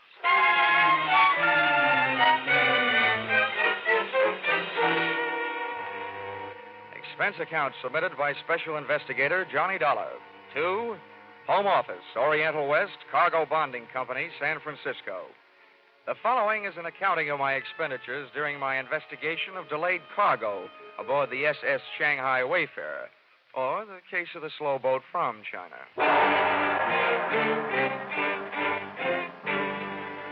Expense account, item 1, $181.52. Plane fare from Hartford to San Francisco in answer to your urgent call. Expense account, item 2, $3. Lunch on Fisherman's Wharf in answer to my stomach's urgent call. Item 3, $1.20. Cab fare to your office. Dollar, my name is Fundy. I haven't had the pleasure of meeting you before. Well, may I say it's a pleasure meeting you. It's a rough trip. I'm glad it's over. Over? Oh, it's just begun. Here, Dollar. This is your plane ticket to Singapore. Singapore? Hmm? You know, Fundy, I had a choice. Really? To come to San Francisco to see you, or to take a case in Boston. A nice old lady on Beacon Hill clubbed her husband with an early American bed warmer. But no, rather than New England broiled lobster, I'd rather have San Francisco cracked crab. Now, all of a sudden, Singapore. May I ask why? Yes. We've bonded against a delay, a $120,000 cargo over Ortin aboard the Shanghai Wayfarer. The ship was due to sail from Singapore 3 weeks ago. Still out there, tied up in the Tanjong Pagar dock. What's the delay? Mutinous, mechanical, or just plain mysterious? I'm afraid it's a little of each. We flew an expediter out there 10 days ago to see what he could do. All the satisfaction we've had from this man, Harrison, is a report that since his arrival, the Wayfarer's main shaft is burned out, her freshwater pumps have fouled up, and her steering machinery has gone on the fritz. You don't need an insurance investigator. You need a good plumber. Well, maybe you're right. But anyhow, you'll find our man Harrison, William Harrison, at the Crown Colony Hotel. He'll fill in the details. Dollar, you have only a matter of hours after you hit Singapore to get the Shanghai Wayfarer started on its way. I must impress upon you the fact that any delay after that will cost this company $2,500 a day. Well, all I can promise is the old college try. Times like this, I wish I'd gone to college. Well, anyway, I'm in the right town to make my last night in the States a good one. A few drinks with the right gal at the top of the mark. A few rare steaks at Alfred's. A few dances to Freddie Martin's music at the St. Francis. A few moments alone in the arms... Dollar. Huh? That sounds mighty good. But your plane leaves in 2 hours. 2 hours? Well, I guess I'll have to do without the drinks, the dinner, and the dancing.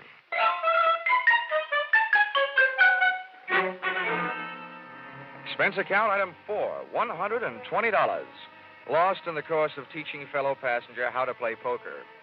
My mother warned me never to play cards with strangers on trains or steamships. I wish she'd included airplanes.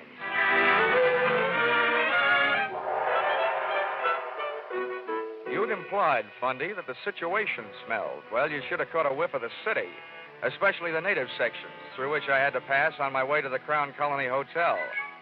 I found it on Anson Road. I found myself a room. I also found William Harrison's room.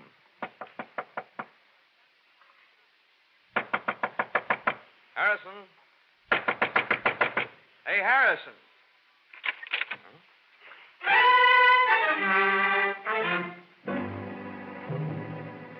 But I didn't find Harrison. All I found was a calling card from my old friend Trouble. Wherever Harrison was, he didn't want to be, and he left a trail of broken furniture and blood to prove it. I searched the dresser. Shirt size, 14. Socks, 9. That meant Harrison was a small man. I went through the bathroom, shaving brush and toothbrush still wet, indicating that he'd been there not too many hours before I arrived. Then I tried the wastebasket. In addition to one large glob of used chewing gum, an empty cigarette package, and some old Kleenex, I found a swizzle stick with a name on it. The Collier Key Bar. Well, all that meant was that Harrison had a head cold and had been trying to cure it with Singapore slings. But at least I knew where he'd been drinking them.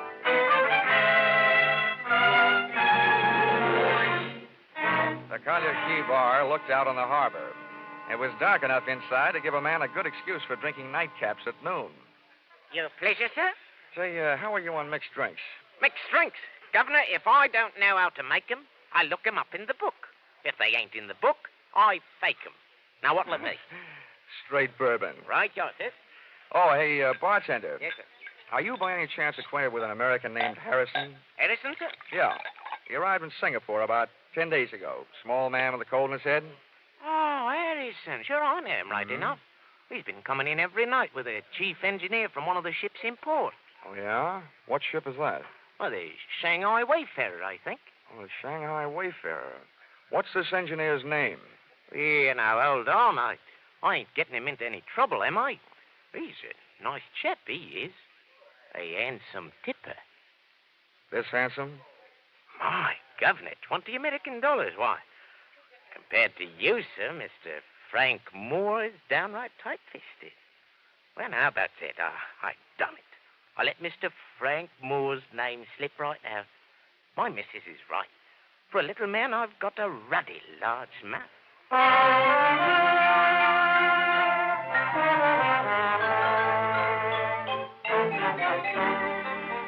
Expense account, item 5. Rickshaw fare to the Tanjong Pagar docks, 10 cents. Tip to Pony Boy, $1. The ships moored fore and aft of the Shanghai Wayfarer were busy stuffing the pungent treasures of the East into their deep steel pockets. The only sign of life aboard the Shanghai Wayfarer was the right hand of the burly gangway watch. It was holding a knife with a 6-inch blade and slicing thin slivers off a plug that looked more like tar than tobacco. As a gangway watch, he might have been fine. But as a reception committee, he was no Elsa Maxwell. That's far enough, mate. There's nobody aboard and there's nobody coming aboard. It's all right with me. All I want's a little information. Where can I find your chief engineer, Frank Moore? You come to the wrong place. Try the icebox over at the Singapore police. They fished him out of the harbor this morning, stabbed to death. Oh? Any idea who did it? They're holding some dame he's been playing around with. No, I don't know her name. Have they got anything else? Listen, mate, my job is to guard the ship, not answer questions. Okay. Have it your way. Well, watch out for pirates.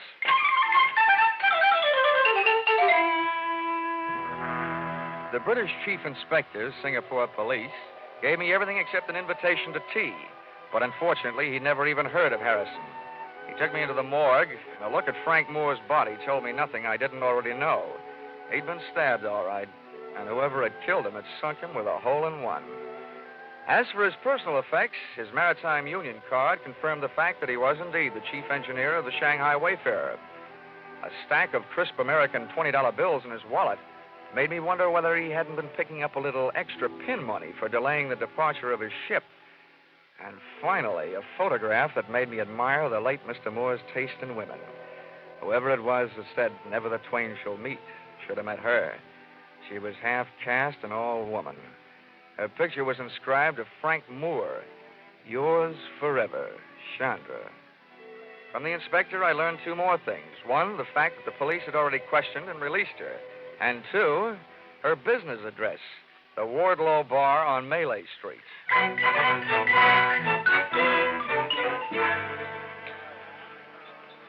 Hello, Mr. Young. You like a midnight sing-song girl? No, the only girl I want to hear sing songs is Dinah Shore. Go on, beat it, will you?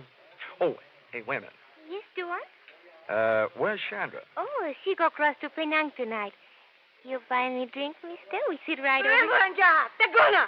Get it! Oh, Zamonda, hello. I pushed you away home to Shanghai one night in your own coffin. Complete with stab wounds, no doubt.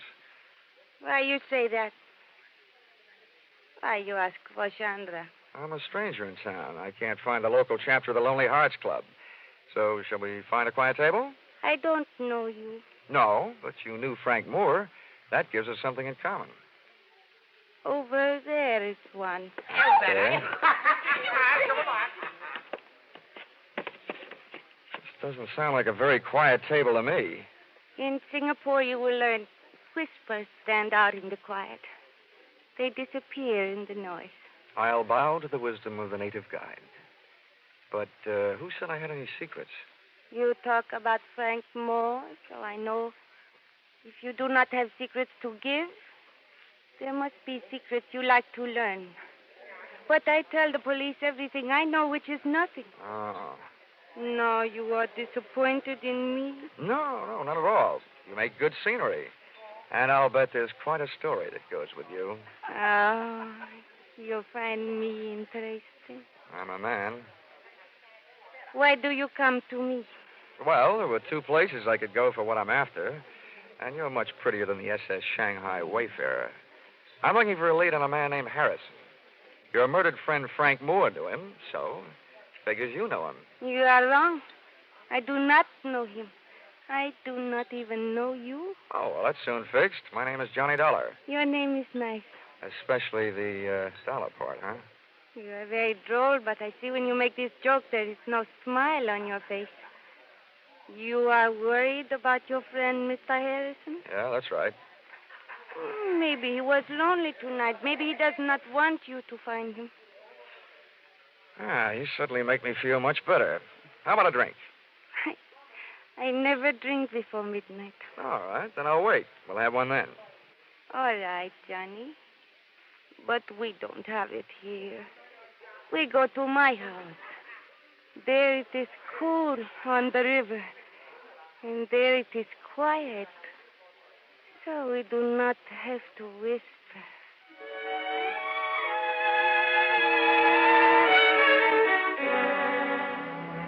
Midnight must have been invented for Singapore, and her house must have been invented for midnight.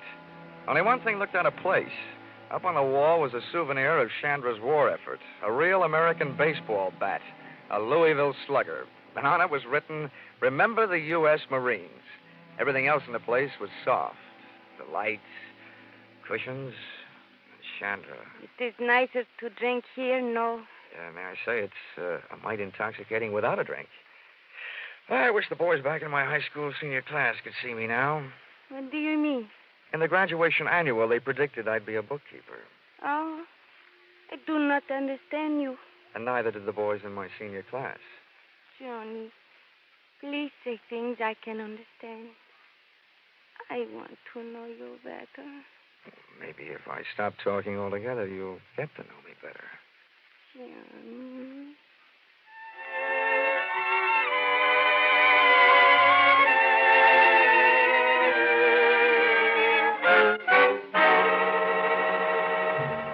So I stopped talking, but I didn't stop thinking.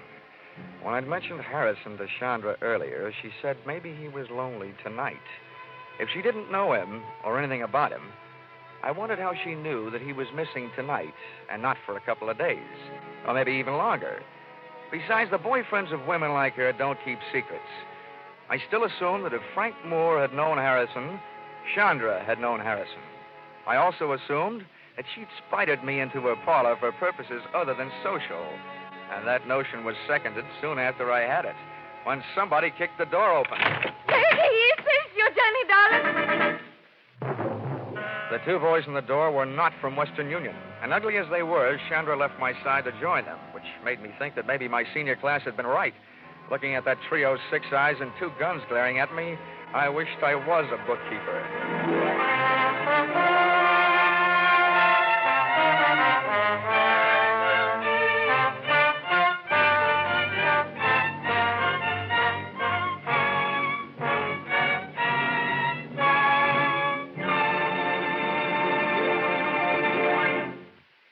In just a moment, we'll return to the second act of Yours Truly, Johnny Dollar. But first, here it is almost the end of February. All over the country, people are thinking about their new cars. All but one man. And he remains quite content with his old automobile and wearing apparel, an ancient Maxwell and a well-worn toupee. For these reasons, and for several others, named Mary, Dennis, Don, Phil, and Rochester, he now has the #1 comedy show in America. All over the country, people think about him, too, every Sunday night. Hear the Jack Benny Show with Claude Rains as Jack's special guest next Sunday on all these same CBS network stations. And now, back to Yours Truly, Johnny Dollar.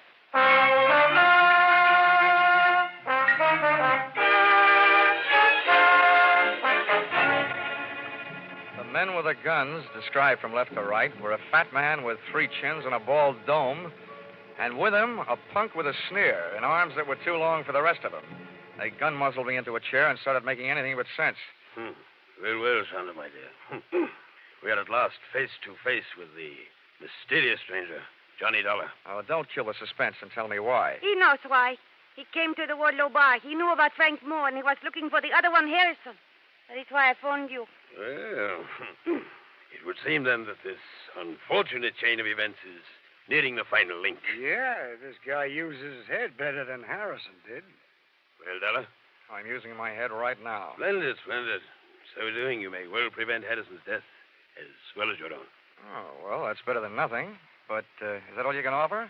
Skip the bargaining, Rusline. Takes too much time. Quiet, Corgi. There are times when money is cheaper than the results of your kind of blind violence. Well, Dollar, you do have a price. Take a tip for my last name. Start bidding. I tell you, you're nuts, Rusline. You aren't sure he knows where it is. He must know. He was looking for Harrison. They both know. You be quiet, both of you. 500 pounds English dollar. Where is it? At times like this, I keep my mouth shut and my ears open. 750. Surely, Dollar, since you've entered the situation at such a late date, that is profit enough. Oh, well, I'm a man of expensive taste. I've always aspired to such things as $200 cigarette lighters. Go ahead. Keep spitting out that wise talk, and you'll be spitting out teeth. How'd you like to go swimming with your hands and feet tied? I could bite my tongue. Not just yet, Corgi, my boy. This man is worthless, dead. Perhaps, Dollar, we can induce you to talk in much the same way as we could prepare a paddock by slitting the tongue. You know, Rosalind, your mother must have been scared by Sidney Greenstreet. Either this guy is nuts or he doesn't know anything. What I know would fill a police blotter. Corgi, you know nothing of psychology, my boy. What this man is attempting to pass off as a show of bravery is based purely on the knowledge that he is, momentarily at least, of some considerable value to us alive. Now, Dollar, be careful. Before you make your final decision, bear in mind you've heard our final offer. Now, sir, what shall it be? Oh, as a squirrel said to the little girl when she asked him what he wanted for Christmas, nuts. Very well, Dollar. Corgi. Thanks.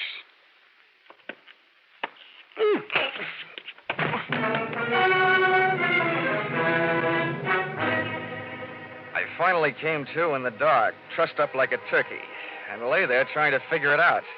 Obviously, the 2 rude dudes thought I knew something I didn't know. But what I did know was that finding Harrison had turned into a big, fat headache. Also, that I had accomplished exactly nothing towards speeding the SS Shanghai Wayfarer over the bounding main. While I was comforting myself by repeating over and over that old insurance company soother, never say die, I discovered I wasn't alone. Hello. Huh? Who are you? Well, you were here first. You tell me. Well, my name is Harrison. Harrison? Yes, who are you? I'm Johnny Dollar. I was sent out here by the Oriental West Cargo Bonding Company. Oriental West? Yes, I was supposed to do what you couldn't get done. And look at me now. Getting hit over the head and dumped in here must be par for the course. How long you been here, and why? Well, I've been driving myself crazy trying to figure that out. Well, this little guest house, wherever we are, must only have one set of proprietors. I can tell you who they are, at least by the names they're using tonight. Rosalind and Corgi. They offered me 750 English pounds to tell them where something called It was. What is It? Well, it's a package. What's in it, I don't know. It belonged to the chief engineer of the Shanghai Wayfarer, Frank Moore. He was helping me try to get the ship on its way, and I owed him a favor. He asked me to drop this package at a bar, the Wardlow bar, yeah, go ahead. That's right. I was supposed to give it to a girl named Chandra. She wasn't there, so I got her address and went out to her place. You mean that package is at Chandra's house? Yes.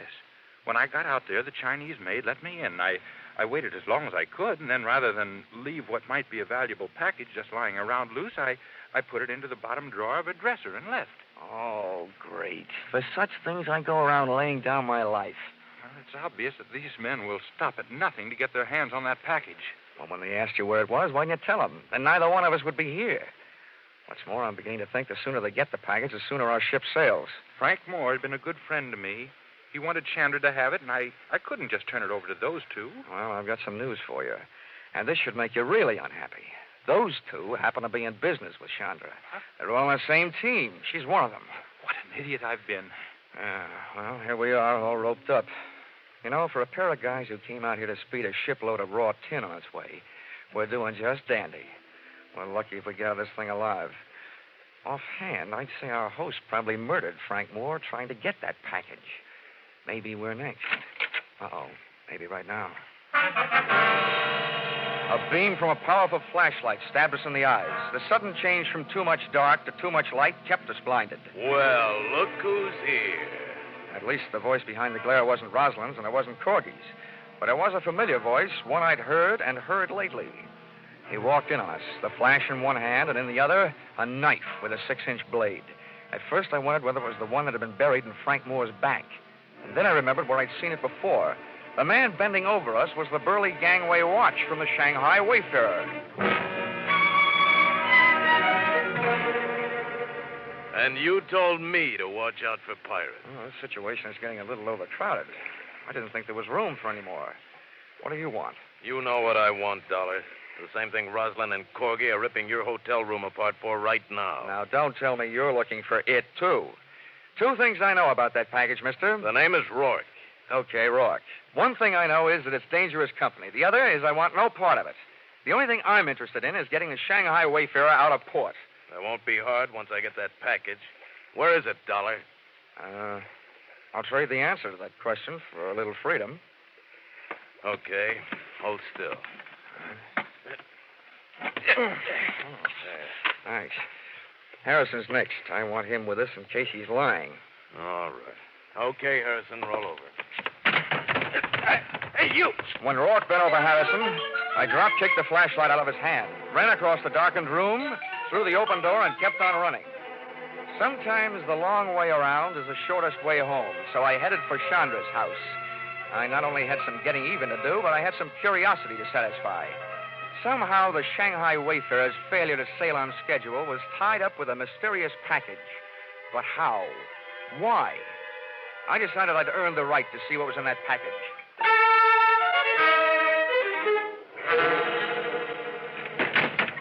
Johnny!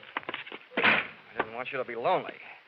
I heard your playmates are over making themselves at home in my room, so I thought you and I could have a little chat. Maybe I've got a surprise for you. What, Johnny? I think I know where that package is. Johnny. You get that package. We both don't worry for the rest of our lives. But we must hurry before Rosalind and Corgi come back. We go now. Okay, where's your bedroom? Johnny, what do you mean? Oh, come on, where is it? Come, I'll show you.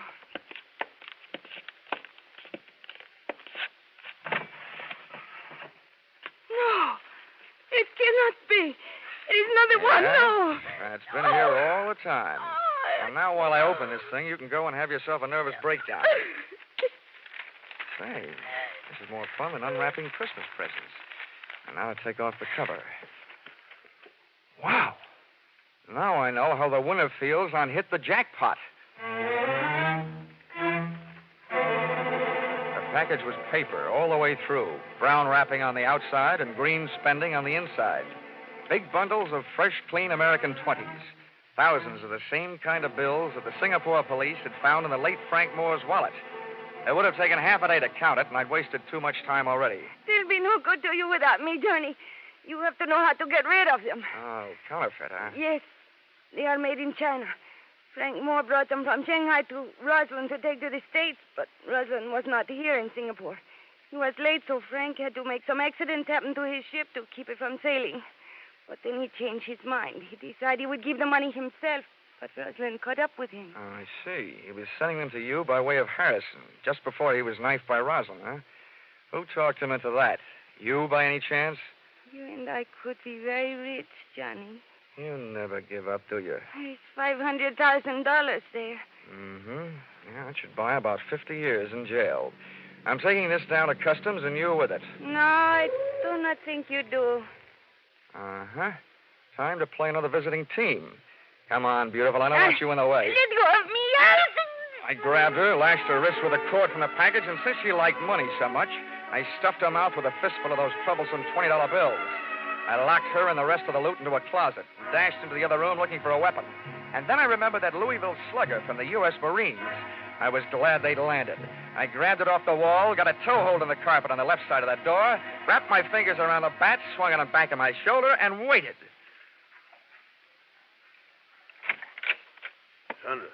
Sandra, my dear, we just came to... Oh! 2 out and 1 to go. Go! Go! 3 outs, and the side is retired. What a ball game. First, I take your guns. And now we sit and wait for you to wake up. I'll take over from here on in, Dollar. Huh? Oh, I don't know about that, Rourke. I happen to be the guy who has the gun. Oh? Well, here. Take a look at this. What's in your wallet that I want to look at? More hot 20s?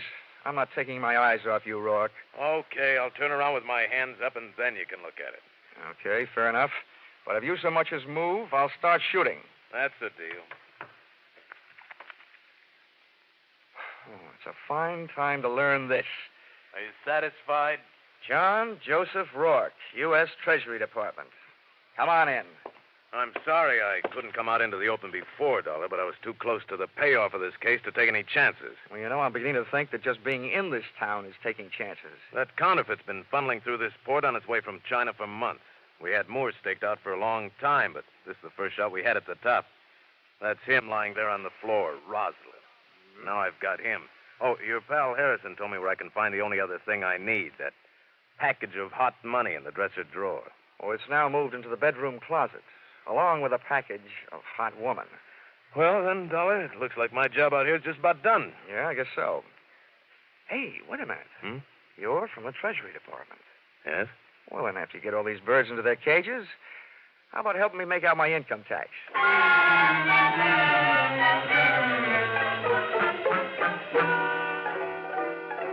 Expense account, item 6. Hotel bill, 1 night in Singapore, $5.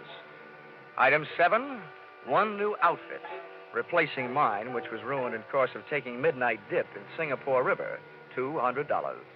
Item 8, $20. Bar checks for cheering up one William Harrison, your expediter, whose innocence had him running errands for the man who was holding up the departure of your ship.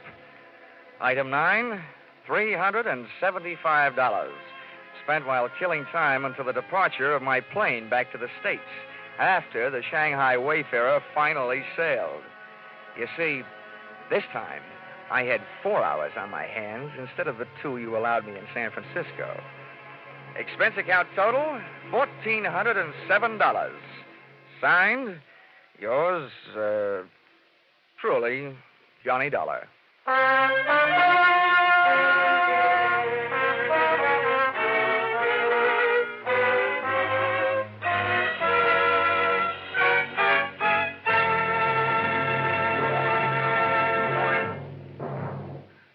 In just a moment, we'll tell you about next week's Johnny Dollar adventure. But first, for more exciting drama in the mystery and adventure line, remember CBS 2 thrill-packed Saturday night shows, The Adventures of Philip Marlowe and Gangbusters. Be sure to hear Philip Marlowe and Gangbusters tomorrow night on most of these same CBS network stations. Next week, CBS will take you adventuring with Johnny Dollar, hitting the hot spots in Palm Beach and New Orleans, with the star of Hades, Diamond, on a trip all points south. Charles Russell plays the role of Johnny. Our music is composed and conducted by Mark Warnow.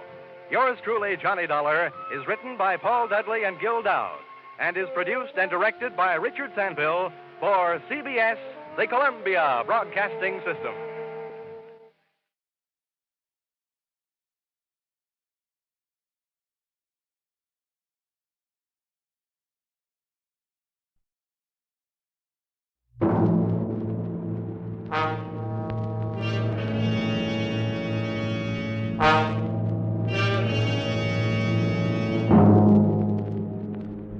Did you miss out on that big football game last week? Can't get rid of that head cold? Want to get away from it all? CBS offers you Escape.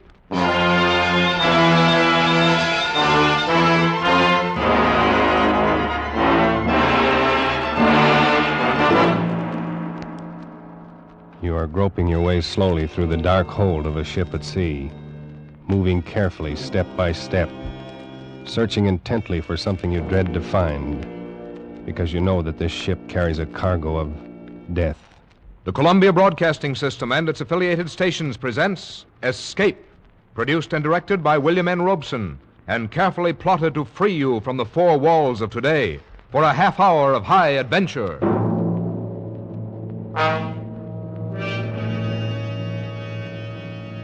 Tonight we escape to a harbor front in Venezuela, and a grim voyage that started there, as told by Martin Storm in his gripping story, A Shipment of Mute Fate.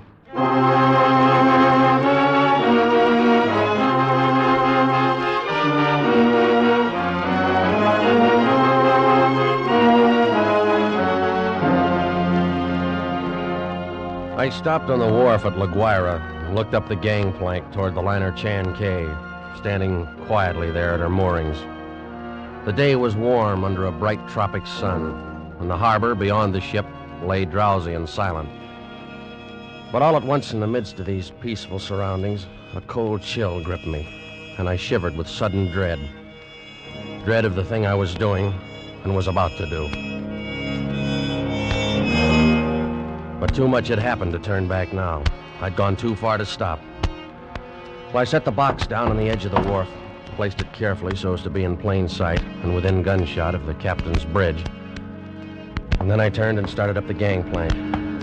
I knew what I was going to do, but I couldn't forget that a certain pair of beady eyes were watching every move I made.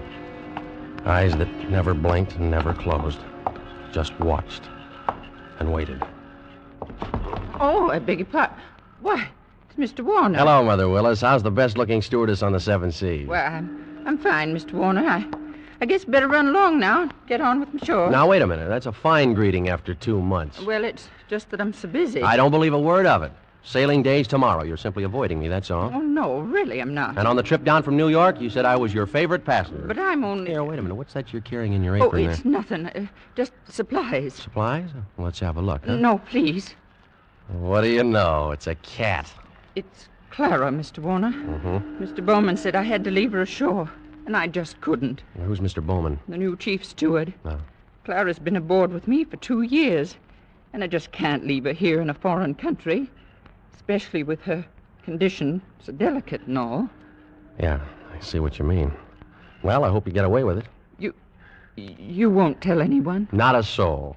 As a matter of fact, if things don't work out right, we may both end up smuggling.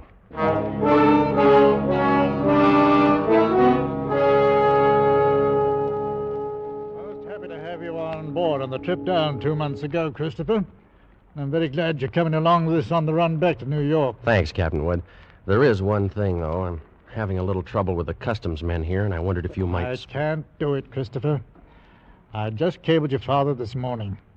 Told him I'd done it for you if I possibly could. He sent a request from New York, you know. Yeah, I thought he would.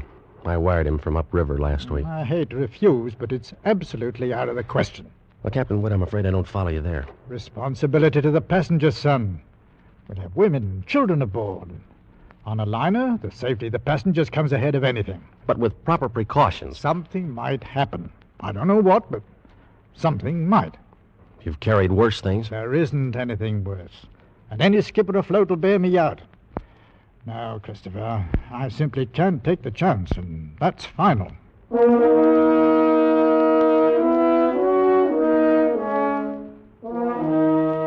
Final. Well, it wasn't final if I could do anything about it. I hadn't come down here to spend 2 months in that stinking backcountry and then be stopped on the edge of the wharf. 2 months of it. Heat, rain, insects, malaria. I'd gone clear in past the headwaters of the Orinoco, traveled through country where every step along the jungle trail might be the last one. Oh, Sanchez. Si, Senor Warner. You better start looking for a place to camp. It'll be dark in a little while. Si, Senor. Very soon we turn to river. Camp on rocks by water. This very bad country. This very bad country. You've been saying that for 10 days now. Very bad country. Well, si, Senor Warner. This very bad country. Yeah, we'll skip it. For all the luck we've had so far, it might as well be Central Park. Central Park? I don't understand. Well, never mind. If we don't find some... Here, what's the matter? Quiet now. Sanchez, what's wrong? They're in the path. See? Bushmaster. Bushmaster. The deadliest snake in the world. Bushmaster. Its Latin name was Lachesis muta. Mute fate. It lay there in the center of the path, a 10-foot length of silent death, coiled loosely in an undulant loop, ready to strike violently at the least movement. Here was the one snake that would go after any animal that walked, or any man. It lay there and watched us, not moving, not afraid, ready for anything. The splotch of its colors stood out like some horrible, gaudy floor mat lying there on the brown background of the jungle, waiting for someone to step on it. Here was what I'd come 2,000 miles for, a Bushmaster. Sanchez! I didn't want that snake killed. He no kill, Senor. He gone. Bushmaster very smart, very quick. Must always see bullet in time to dodge. Well, anyway, he's gone, and the only one we've seen in 5 weeks. Oh, we find other. This very bad country. Well, lay off that gun the next time. Don't shoot, you understand? Why you say no shoot? You want Bushmaster? Sure, but I want it alive. Hombre sacristo. Senor Warner, you tell me you want Bushmaster, but you no say alive. You're getting $200 for it. For dead man, what is $200? Tomorrow we go back to Caracas. I'll make it 500, Sanchez. I catch water snake, rattlesnake, any other kind. But I no catch Bushmaster. Sanchez, I'll give you $1,000. We go back to Caracas. Well, it cost me 1,500 American dollars. But 3 days later, Sanchez brought me the snake in a rubber bag. He was shaking so hard, I thought for a moment the thing had struck him. One thing you make sure, Senor Warner. No turn him loose in Venezuela. Because he know I the one who catch him.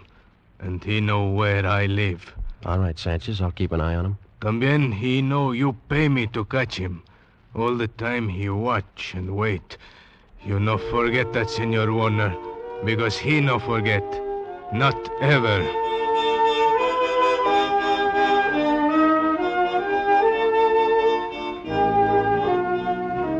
Well, after going through all that trouble and danger and laying out $1,500, I wasn't going to let a pig-headed ship captain stop me at the last minute. At least not as long as the cables were still in operation between La Guaira and New York. Morning, Captain Wood. The boy at the hotel said you wanted to see me. That's right, Christopher. Sit down. Thank you. It seems you weren't willing to let matters stand the way we left them yesterday. Well, sorry to go over your head, Captain Wood, but I had to. The museum sent me all the way down here for it. And I'm not going to be stopped by red tape. This will be the only live Bushmaster ever brought to the United States. Yes, and if I had my way, but... well, orders are orders. I got a cable from the head office this morning. All right. I suppose we talk about precautions. I'll handle it any way you say. Got to have a stronger box. That crate's too flimsy. Well, it's stronger than it looks. And that wire screen on top would hold a wildcat. But anyway, I bought a heavy sea chest this morning. I will put the crate inside of it. Sounds all right.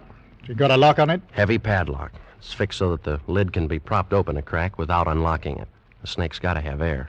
But in dirty weather, that lid stays shut. I'll take no chances. Fair enough. I will keep the thing in my inside cabin where I sleep. I can't have it in the baggage room. And nobody on board's to know about it.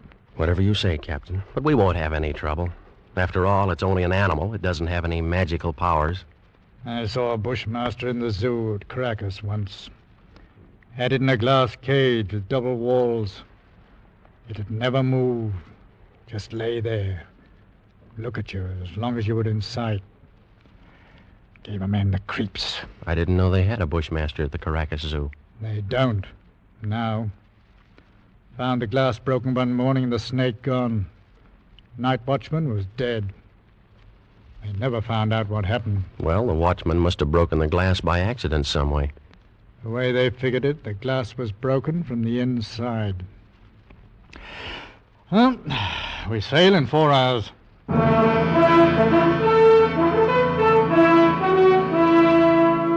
We steamed north into the Caribbean with perfect weather and a sea as smooth as an inland lake. The barometer dropped a little on the 3rd day, but cleared up overnight and left nothing worse than a heavy swell. But in spite of the calm seas and the pleasant weather, I found myself feeling more and more often an ominous foreboding. I was developing an almost unnatural fear of that snake. Well, I stayed clear of the passengers pretty much. Got the habit of dropping into Captain Wood's quarters several times a day. He kept the heavy box underneath his berth. I'd approach it quietly and shine my flashlight through the open crack. Never once could I catch that 12-foot devil asleep, or even excited. He'd be lying there, half-coiled, his head raised a little, staring out of those beady black eyes, waiting. He'd still be like that when I'd turn away to leave. Maybe that's what bothered me, that horrible and constant watchful waiting. What in the name of heaven was he waiting for? Well, hello there, Mr. Warner. Oh, how are you, Mother Willis? Aye, but you and the captain spend an awful lot of time around this cabin. I'm beginning to think the two of you must have some guilty secret. Oh, no, nothing like that, Mother Willis. I don't know about Captain Wood, but I certainly don't have any guilty secret.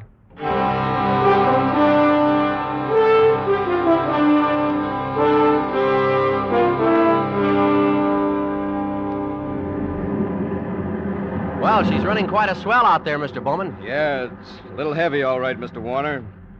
Guess a storm passed through to the west of us yesterday when the glass dropped. Think it missed us then, huh? Yeah, that's what the mate figures. Sure stirred up some water, though. This'll put half the passengers in their bunks. Makes it great for my department. 2/3 of them will want a steward to hold their heads. They'll keep Mother Willis so busy she'll have... Wait! Look at the size of that wave. Huh? The great Jehoshaphat! We're going to take it on the port bow! Hang on!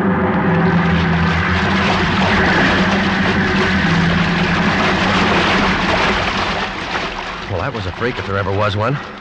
Not another wave in sight. You see them like that sometimes, even in a calm sea. Well, I got to get below, Mr. Warner.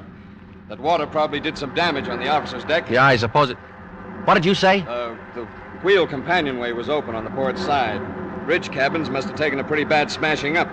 They're right below the, Here, is something wrong, Mr. Warner? No, nothing at all, Mr. Bowman. At least I hope not.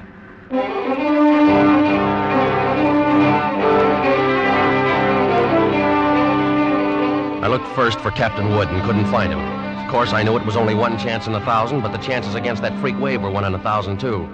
Well, I couldn't waste any more time, so I stumbled down the companionway and along the passage to the captain's cabin. Oh, come on in, Mr. Warner. Mother Willis. Why, isn't this cabin a mess? Trying to get some of these things out to dry. Yeah, well, I just wanted to check. Where's that box that was under the captain's bunk? Threw it out on that. But where? We didn't know. It was nearly dark when we met together again in the chart room. I don't get the thing There's at no all. other way around it. We've risked all the time we can. We've got to warn the passengers. Well, how'll we do it, Captain? Call them all together in the lounge? No, if we did anything like that, we'd be asking for a panic. We'll get one, whether we ask for it or not. Pick a few men and go through the cabin decks. Tell them individually, inside their cabins. Watch for any act that looks as though it might cause trouble. And we'll keep an eye on them. Handle the crew the same way. Right, All right, Captain. okay. We'll take care. As soon as you've finished, arm all the deck officers and start searching again. Our only chance of preventing a riot is to find that damnable snake.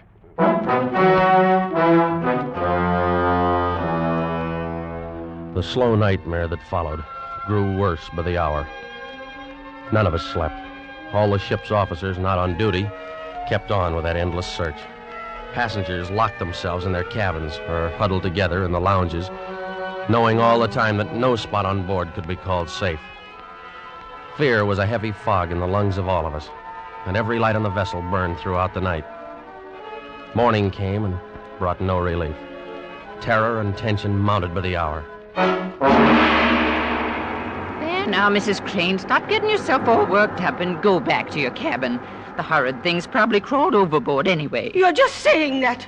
You're paid to say it. You don't know. Nobody does. Now, everything's going to be all right. Oh, if you could only do something. If all of us could only get off the ship. They could fumigate it. Yes, that's what we've got to do. We've got to get off the ship. Now, wait. Mr. Bowman. Mr. Bowman, she's going to jump. No, you don't, lady. Let me go. Let me go. Nice work. Let me go. Nice work, Mr. Bowman. Get her down to her cabin. Whatever you do, don't turn her loose.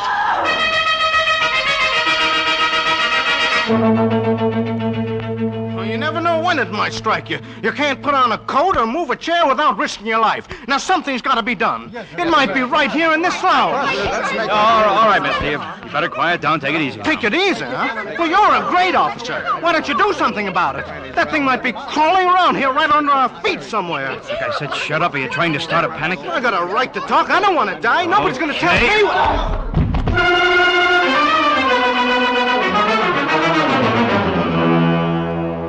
The second night passed, and morning came around again.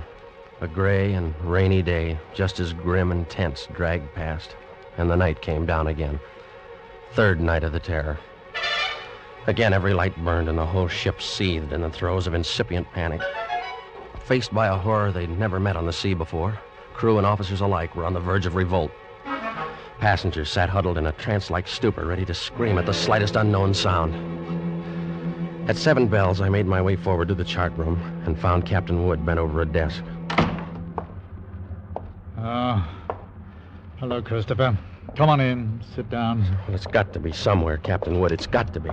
I don't know. You could search this ship for 6 months and never touch all the places aboard.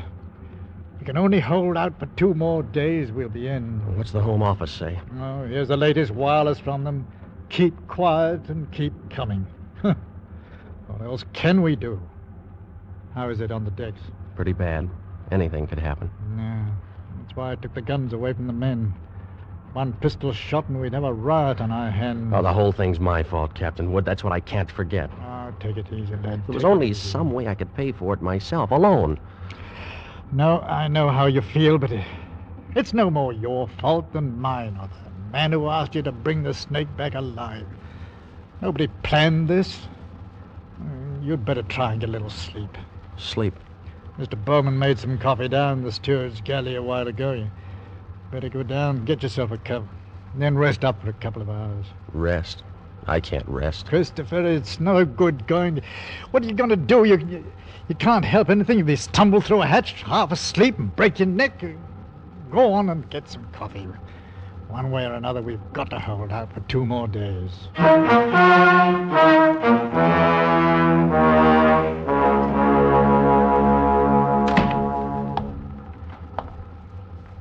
The light was on in the steward's galley, and the coffee pot was standing on the stove. It was still warm, so I didn't bother to heat it. I poured out a cup, carried it over, and set it on the porcelain tabletop in the center of the room. I started to light a cigarette. The door of the pan cupboard beneath the sink was standing slightly ajar, and I happened to glance down toward it. Out from the dark interior of the cupboard shone 2 glittering points of light 2 inches apart. I dropped the cigarette and moved slowly backward. I'd found the Bushmaster.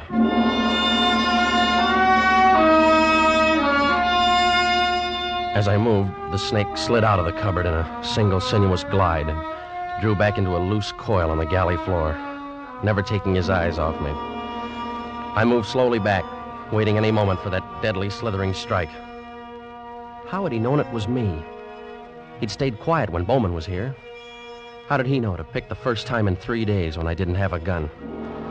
Well, my hands touched the wall behind me and I stopped. Only then I realized in terror what I'd done. The call button and the door were on the far side of the room. I'd backed into a dead end. I stared at the snake in fascination. expecting any moment the ripping slash of those poison fangs. The horrid coils tightened a little, and then were still again. 10 million years of evolution to produce this moment. Homo sapiens versus Lachesis muta. Man against mute fate. And all the odds were on fate. I knew then that I was going to die. I could feel the sweat run down between the painted wall and the palms of my hands pressed against it. My skin crawled and twitched, and the pit of my stomach was as cold as ice. There was no sound but the rush of blood in my ears. The snake shifted again, drawing into a tighter coil, always tighter. Why the devil didn't he get it over with? And then, for just an instant, his head veered away.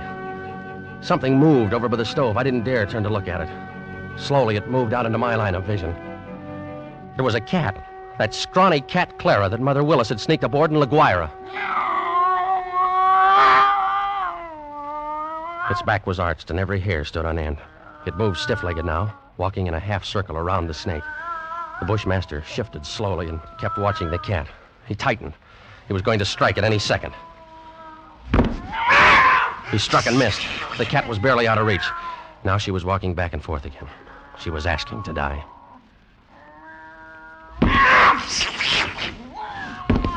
Missed again, by a fraction of an inch. He was striking now without even going to a full coil. Missed. Again and again. Always missing by the barest margin. Each time the cat danced barely out of reach, and each time she countered with one precise spat of a dainty paw, bracing her skinny frame on 3 stiff legs. And then suddenly I realized what she was doing. The bushmaster was tiring, and one strike was just an instant slow. But in that split second, sharp claws raked across the evil head and ripped out both of the lidless eyes. That cat had deliberately blinded the snake. Well, he didn't bother to coil now, but slid after her in a fury, striking wildly and rapidly, always missing, and every strike was a little slower than the last one. Until finally, as the snake's neck stretched out at the end of a strike, the cat made one leap and sank her razor-sharp teeth just back of the ugly head, sank them in until they crunched bone. With tooth and claw she clung as the monstrous snake flailed and lashed on the floor, striving to get those hideous coils around her, trying to break her hold, to shake off the slow and certain paralyzing death that gradually crept over him and at last stilled his struggles forever.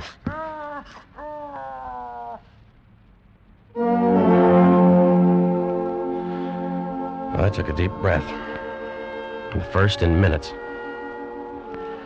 The cat lay on her side on the floor, panting, resting from the fight just over. And she had a right to rest.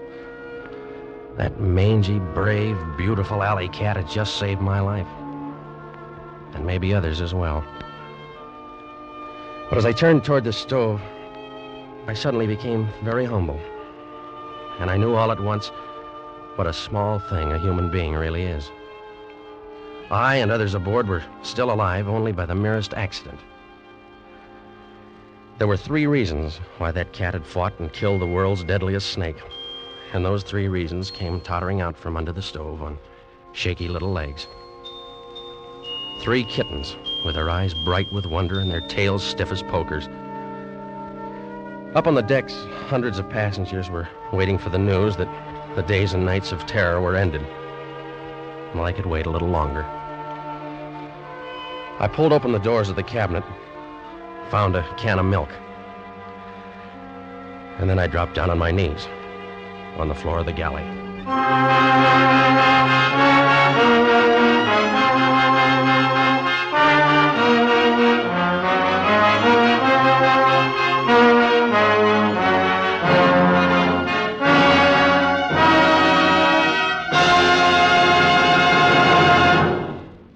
Escape is produced and directed by William N. Robeson, and tonight brought you A Shipment of Mute Fate by Martin Storm, adapted for radio by Les Crutchfield, with Jack Webb as Chris Warner, Raymond Lawrence as Captain Wood, and D.J. Thompson as Mother Willis. The special musical score was conceived and conducted by Cy Fure. Next week, at this same time, when you're tired from a hard day at the office, or leaning over a hot stove all day, when you want to get away from it all, CBS again offers you Escape.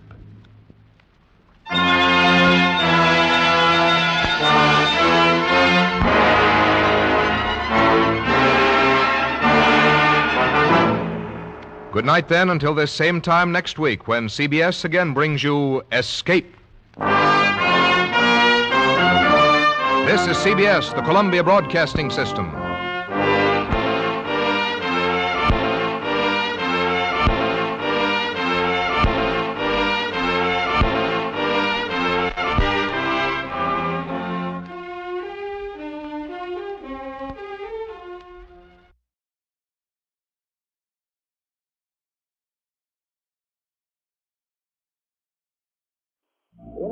Inner Mystery, brought to you by the makers of Cottage Hill.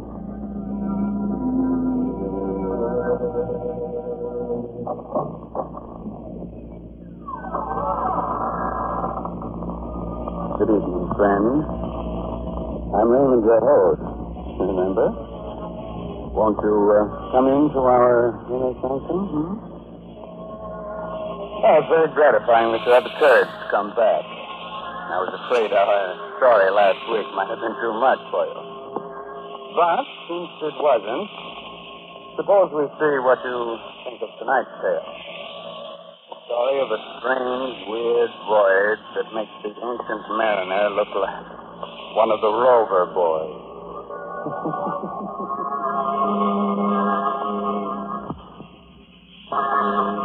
Inner Sanctum Mysteries tonight bring you The Death Ship, featuring an all-star cast of radio favorites in an original radio drama by Robert Newman. Presented for your entertainment by the makers of Carter's Little Liver Pills, the best friend to your sunny disposition.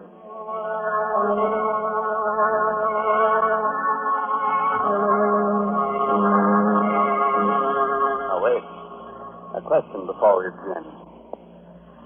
Do you really know anything about the sea? The sea that covers 2/3 of the Earth's surface. It's a place of storms and sudden death. A place where anything can happen, and usually does, aboard the Death Ship.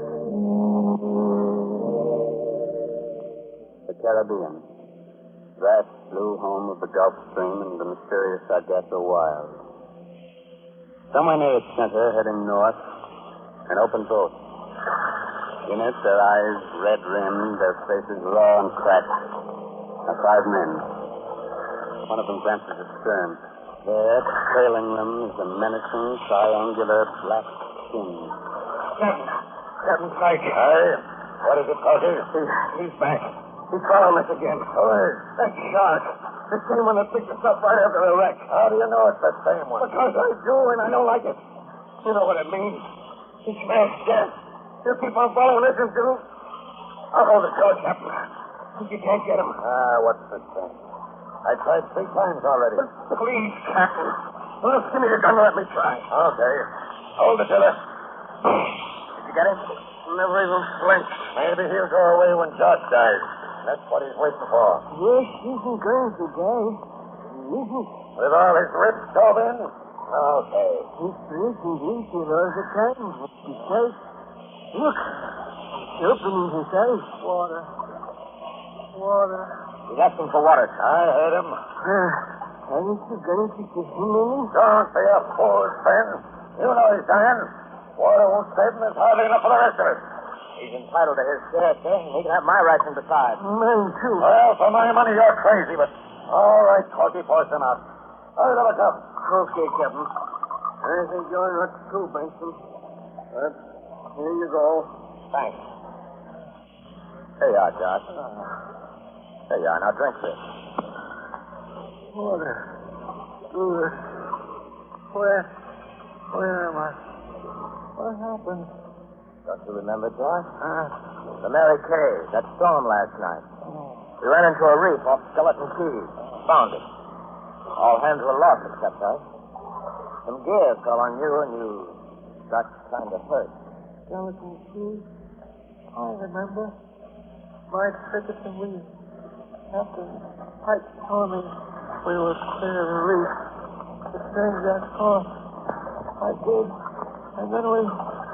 You know, Captain Pike, you wanted to wreck the ship. What? You're crazy. You did.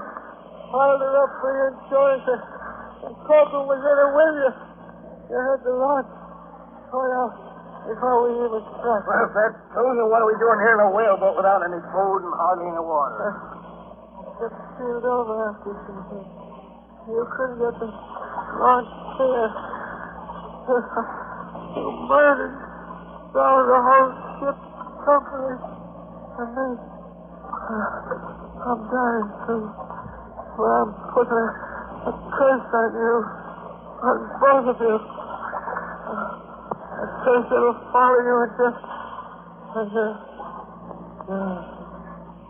Doc! Doc! Poor Doc. He's dead. Okay. Keep him over the side. What? We can't do that, Captain. That's shot. What do you want to do? Keep him here?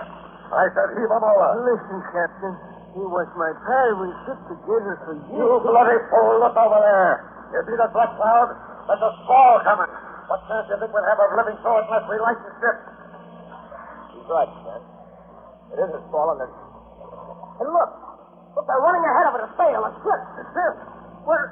You're right. It is a ship. A ship coming this way. We're saved. We're saved. Signals on, Benson. Wave to him. Ahoy there! Ahoy! Wait a minute. Before they get here, let's get something straight. What Josh said about me wrecking the Mary Kay. He was out of his head, see? Out of his head? Delirious. If you don't think so, well, I just as soon they found 3 dead men here as 1. You mean it? What do you say, Sam? He don't know. He was just thinking there was something funny about that ship. Funny? Funny how? Look at the way she's luffing, falling off. Right, that's so. But there was no one at the helm. But there is. You can see him. But can you see anyone else? Any crew? Listen, getting aboard her is our one chance. Put out those oars and start rowing. Aye, aye. Come on. Let's go.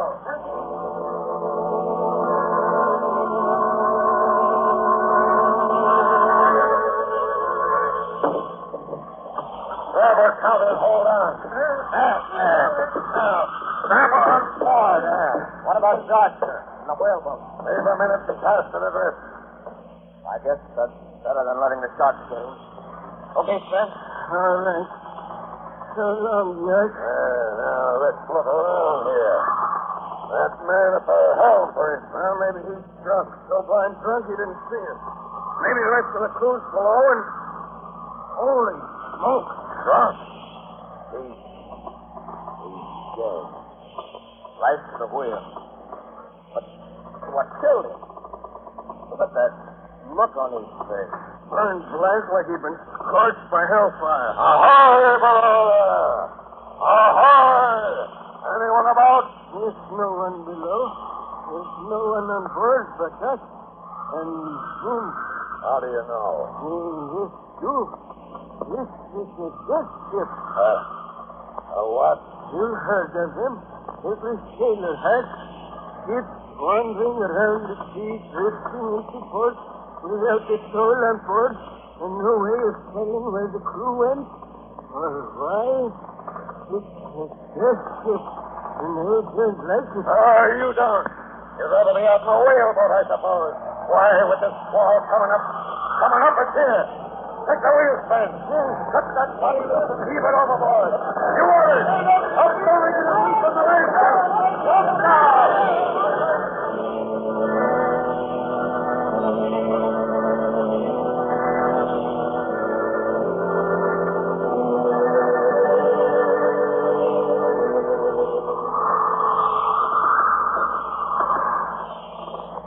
Riding easier now, isn't she, Sven? Yes, sir. We sure is wasting time. Well, keep where she goes, due north and for the wind. Yes, sir.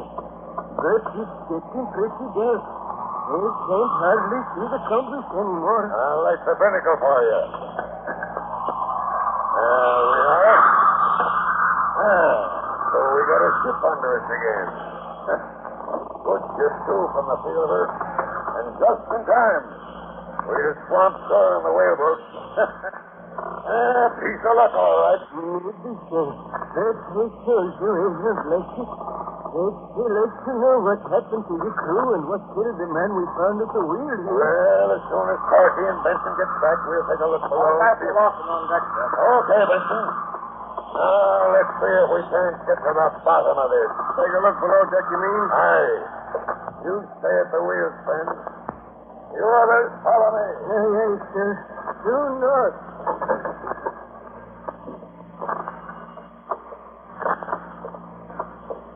Get the gun ready, Captain? I have. No one in here. Ahoy! Anyone around? You suppose she sprang the leak and they thought she was sinking? Abandoned her? I doubt it. He don't ride as if she was waterlogged. What about a plague, sir? The whole crew dying off. It might be. Look in this cabin here. Aye.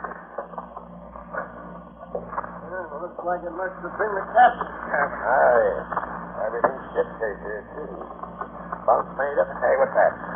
There against the wall. The sea chest. Old one. Old? That chest was old before you were born. Look at the ironwork, the rust on it. What do you suppose is in it? Well, now we'll soon see. Holy jumping Jehoshaphat. Gold! Bars of it! Gold! Pearls as big as marble. Pirate treasure! Or maybe old Spanish treasure. Look at it! Look at it! We're rich! We're rich! I'm going aboard and help Gold. It can't leave the wheel. What is it? Down in the captain's cabin, a big chest full of gold and jewels and treasure. That's so. Don't you understand? We're rich. Rich. Stan, what is it? I don't know. At least, but look, twice up here. Captain. Okay. I don't know what's come over you, but I'll... Captain Price, you come on topside for a minute? Aye, coming up. Well, so you don't like this ship, eh, Ben? Did he tell you what we found? He told me, and it doesn't make me like it any better. Huh? What do you mean? You've been to sea for a good many years, Captain. Yes, like I have. But have you ever heard of anything like this happening before? Like what? Fellas get wrecked, dressed around for a day and a night, and up some boat, run into a ship without anyone on it, and then discover it's got treasure aboard. Hey, what are you driving at? It happened, didn't it? Did it? A couple of minutes ago, they saw something off the port bow there. Saw something? What? It was too dark to be sure, but it looked to me like a whaleboat with 5 men in it. And somehow, I got the feeling that those 5 men were us. What? Yes, Tom. They don't think we're really here on board this ship at all. They only think we are. We're really still out there, tossing around in the whaleboat. At least, our bodies are. And then they got a hunch that we're all dead.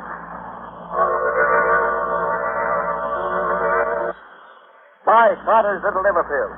They do the work of calomel but have no calomel in them, for they are simple pills made of vegetable drugs. They wake up the flow of one of our most vital digestive juices. When this vital juice flows at the rate of 2 pints a day, it helps to digest our food and brings back the glorious feeling that goes with regularity. Then most folks feel like happy days are here again. But be sure you get the genuine Carter's Little Liver Pills.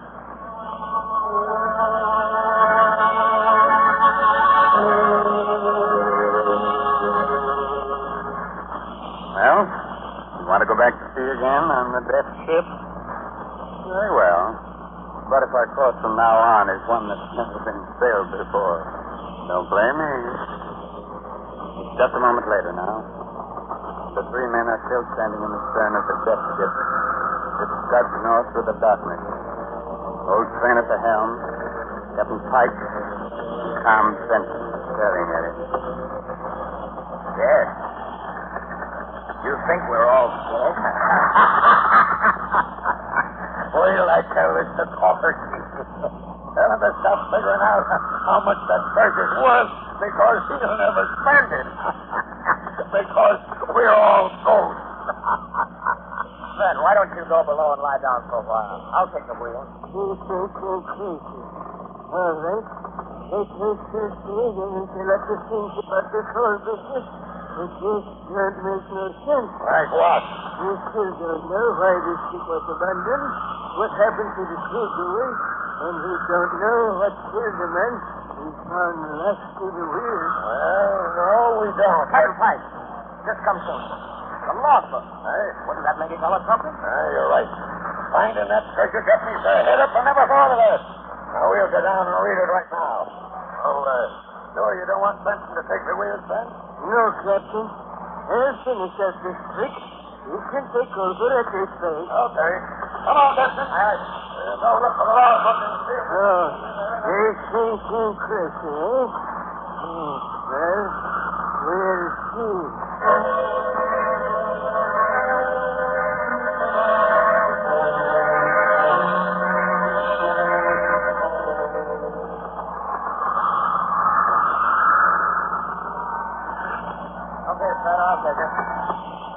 Due north, huh? Yes.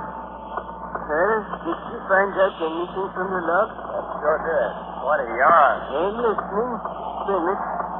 Well, it seems the big ship here belonged to a man named Talbot, a yachtsman. He was snooping around a bookshop one day, and he came across an old book written by a Don, a Spaniard, a couple of 100 years ago. It was all about a galleon, a treasure ship that went down around these parts. Storm? Partly. Talbot fitted out this ship, came down here to look for the treasure. He found it all right, but as soon as they started home, funny things began to happen. Funny things? Yeah. Two of the crew tried to break in and get Talbot's guns, and he had to shoot him. He shot another one when the guy went for him with a marlin spike. Then he realized he'd have to do something drastic. So he and his mate dumped the last 5 men into the whaleboat, set them adrift. That left just the two of them, Talbot and the mate. And then? Well, the last entry was made day before yesterday. At least there's the beginning of an entry, but it trails off into a blot. He makes sure Talbot. It makes certain Henry found life to the wheel. But we still don't know who or what killed the mate. No, we don't. Hey, listen, Ben. Do you really think there's anything to this cursed business? Gold is always a curse, Tom. You know what I would do if I could, Tom? I would take that chest and twist it right over the side. You would, eh? Over my dead body. Oh, hello, Captain Pike. I didn't see you coming. That gold's going to make me a rich man. Well, make you a rich man? Well, all of us, Ben, all of us. That is, as soon as we get home. Yes, sir. Breezing right along, ain't she? Well, I think she could stand some more sail. Starkey! Starkey, come on up here. All right, Captain. Yes, sir. Let's go up. Put on more sail. How did you handle it? Up we go, Captain. More sail. Sure is full of night. At this trip, we ought to raise land by morning. Yes. Maybe. What do you mean, maybe? Hey, what was that? Sounded like Corky. Captain Pike! Captain Pike, was that Corky? Aye, it was. This is putting on the rat line. Went over the side. This is footing. Aye. Too much rum, I guess. Well, put her about and see if we can't pick him up. Hold your course. We'll never be able to find him at night. Hold your course, I said. I'm going below. Corky. Overboard. Had been blinking, but... That wasn't why he fell. Did you see the butt of Pike's gun? There was blood on it. He clubbed him. What? You mean killed him? Pike? Is there anything to be surprised at? Has he forgotten what Jack said before he died? That he left the marriage place on purpose? I had forgotten. But if that's so, if he killed Corky, murdered him, then that's what he meant when he said he was going to be rich. Tom, we're going to be next. Yeah? The heck we are. Hold the wheel while I get a marlin spike. Then when he comes back on deck, I'll jump him. Jump me, eh? You know what that is, Costa Benson? Mutiny. Mutiny, you murderer. There we are, Benson. I ought to kill both of you for what you're doing. Conspiring against me. But I ain't going to make the same mistake Talbot made did. One man can't handle this ship. killed Ben. Oh. Ben! You killed Ben, you... Yes, how are you, Benson? Yeah, I killed him. He was old. Not as strong as you. Wouldn't have been as much use to me if I could stay at the wheel. And all that course due north.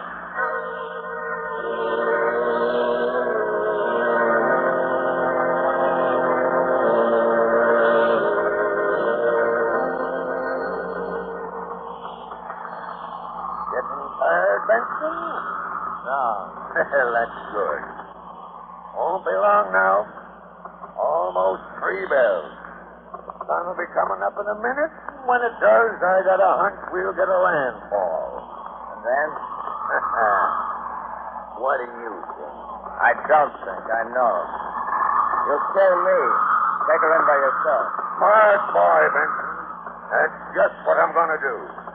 The Dons couldn't get the gold home, neither could Talbot, but I can, and I'm going to. Look, there's the sun. And ahead off there, off the port bow, land. Yeah, land. Okay, Benson.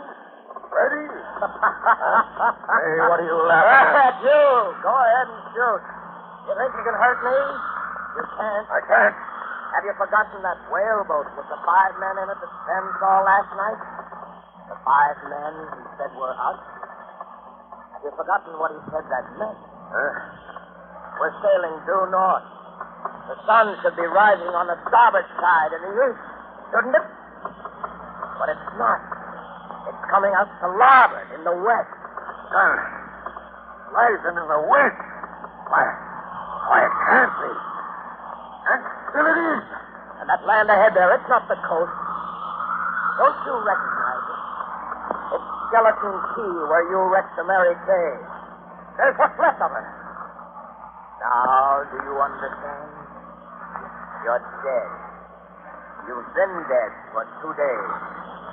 Dead and doomed to sail a death ship in a circle through all eternity. No, I'm not dead. I'm not dead. I'm not letting go. I'm not stay aboard here.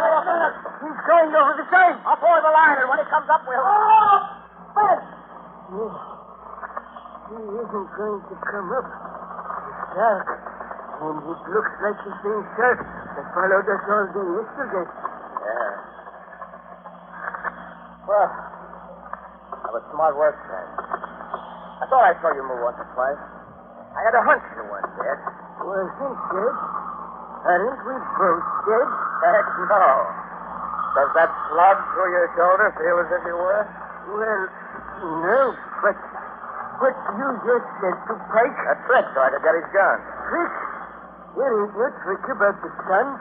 It's rising in the west instead of the east. No, it's not, Stan. As soon as I saw it, the whole thing came to me. You remember that body we found lashed to the wheel? The mate? You know what killed him? Lightning. Lightning? Yeah. Struck by lightning during the storm when the Mary Kay went down. Besides killing him, it polarized the compass. Reversed it so that the needle pointed south instead of north. That's why it looked like the sun was coming up on the wrong side. That's why we ended back here at Skeleton Key again. We were sailing south all the time instead of north. But that whaleboat, they could see a whaleboat with 5 men in it. Sure you did. And you know who they were. The men Talbot and his mate set adrift so they wouldn't have to share the treasure with us. You know what we're going to do? We're going to pick them up and get them to help us sail this ship home. And the treasure? You said you didn't want any part of it. Well, I don't either. They found it, let them divvy it up. But us, we found this ship, didn't we? That's right. Private. It's ours now. Ours to do anything we like with. We're our own boss from here on in, then. And what more can a man want? Nothing, Tom. Nothing in the world.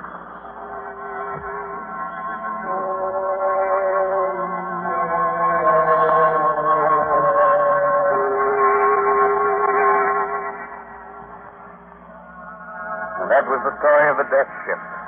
The ship that sailed the Caribbean with a treasure aboard her. and a dead man at the helm.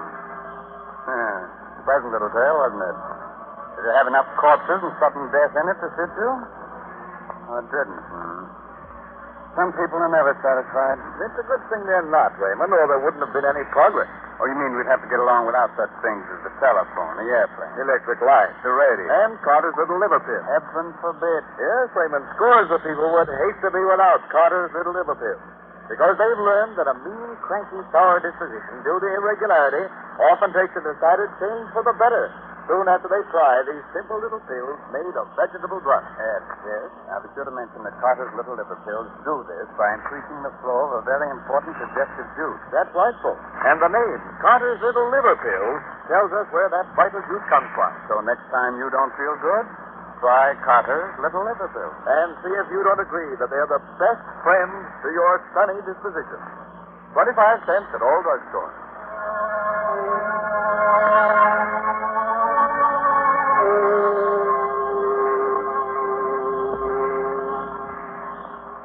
This is Raymond again, your host, getting ready to close that door to the inner sanctum and say goodnight until next week, when our guest will once again be Paul Lucas.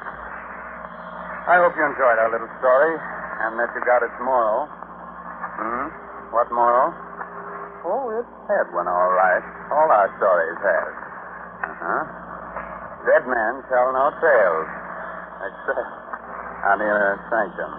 So, next Sunday night, to overcome the hot weather, invite your friends in for a chilling evening and listen to Inner Sanctum Mystery. However, if you just can't wait till the coming Sunday for our next one, satisfy your craving for a good murder story by reading this month's Inner Sanctum Mystery novel, I'll Eat You Last, by H.C. Brendan. Good night. Sweet dreams.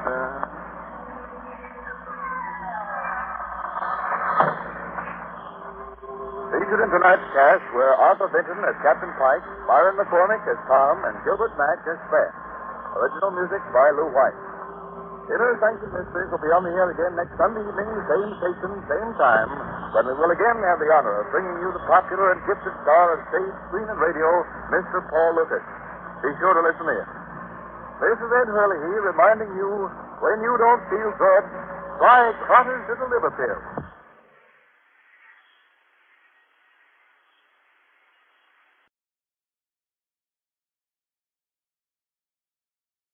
I present Monsignor Sheen. Friends,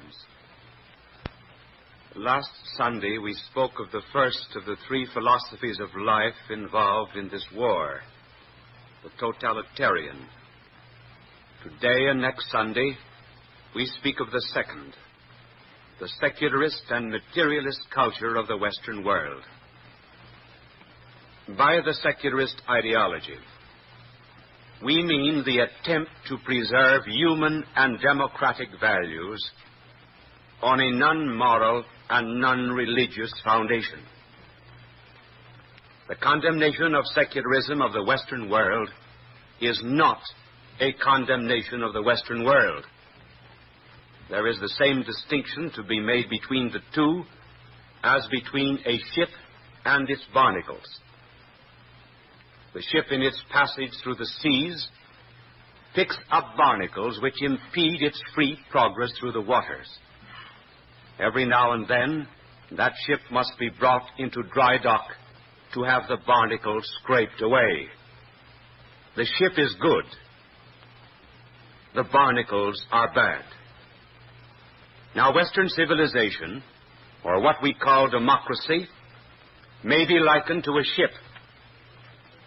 America, in particular, is a good ship. It carries the precious cargo of belief in inalienable rights and liberties. This ship of America is good. It carries the burden of the four freedoms of which our president spoke. Freedom of speech, freedom of religion, freedom from want, and freedom from fear. This ship of America is good. And it is freighted down with the cargo of the right of sanctuary. For America has been a sanctuary in the past, and is a sanctuary now to the oppressed peoples of the world. There's no other land on the face of God's earth has been a sanctuary. This ship of America is good, and it is freighted down with the precious cargo of all those fine and noble things which make you and me proud to call ourselves Americans. But in the course of sailing, this ship has acquired some barnacles. And these barnacles or superstitions, of which I shall speak, constitute what we call the passive or soft barbarism from within. And they are a danger to Western civilization, not quite as open as totalitarianism, but just as insidious. Today we shall describe 3 of these barnacles: the superstition of progress, of scientism, and materialism. After we have described them, we hope that we will be able to scrape them off.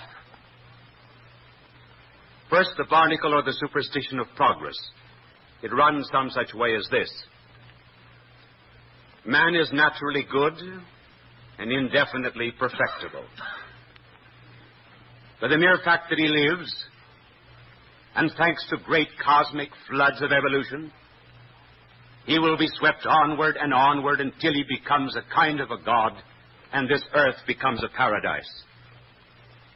Goodness increases with time, while evil and error decline. Progress is automatic. Such is the superstition of progress. Now, why is it wrong? It is wrong because it confuses mechanical advancement with moral betterment. Progress in things is not necessarily progress in persons. Planes may go faster, but man does not necessarily become happier. Mastery over disease is not necessarily mastery over sin. Conquest of nature does not mean conquest of selfishness. Time does not always operate in favor of betterment. Because a man is sick, time does not make him better. Unless the evil is corrected, time may operate in favor of disease, decay, and death. True progress is morally and not mechanically conditioned. It depends not on vitamins, more playgrounds and better milk and ductless glands, but on the will to goodness. There is, therefore, only one real, true progress in the world, and that consists in the diminution of the traces of original sin. History does not prove that we are making progress. Notice the intervals between wars in modern times. The interval between the Napoleonic Wars and the Franco-Prussian War was 55 years. The interval between the Franco-Prussian War and the First World War was 43. The interval between the First World War and this one, 21. 55. 43. 21. And each war more destructive than the other, and at a time when man had all the material conditions essential for happiness. Is this real progress?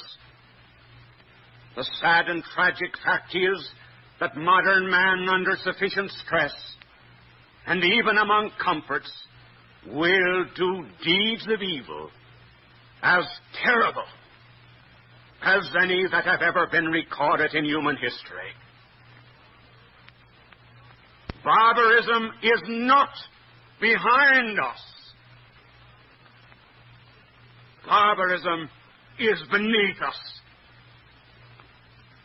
And at any moment, it can emerge unless our wills, aided by God's grace, repress it. Our own mechanical ability to move quickly can go hand in hand with the power to do more evil. Let no one deny it. Our scientific progress has outstripped our moral progress.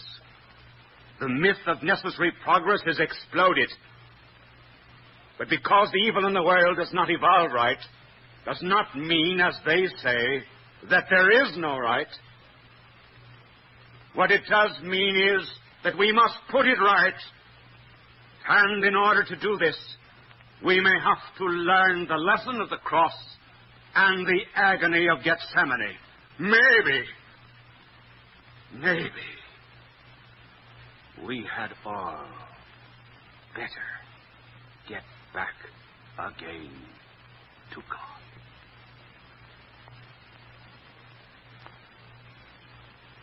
Then there is the second barnacle, or superstition. The superstition of scientism. I do not say science. I say scientism. And by scientism, I mean that particular abuse of science, which affirms that the scientific method is the only way of knowing anything. It is this particular superstition which makes people say, science tells us. But they never say, scriptures tell us, or the church tells us, or the commandments tell us. Science is supposed to be the very last word on any subject. Hence, there's no place for values, tradition, metaphysics, revelation, faith, authority, or theology. The only true knowledge is that which comes from counting. Such is the superstition of scientism which has gripped America. Now, science is, of course, a very valid way of knowing. But only of knowing those things which are subject to experimentation and the methods of the laboratory. The great values of life, such as justice and truth and charity, are beyond experimentation. No one has yet ever been able to put a mother's love into a test tube. But who will deny that it exists? We cannot put a man into a cauldron and boil him and stew him until he gives forth the unmistakable green fumes of envy. The great values of life are beyond the laboratory. And scientism of this kind is ruining higher education in the United States.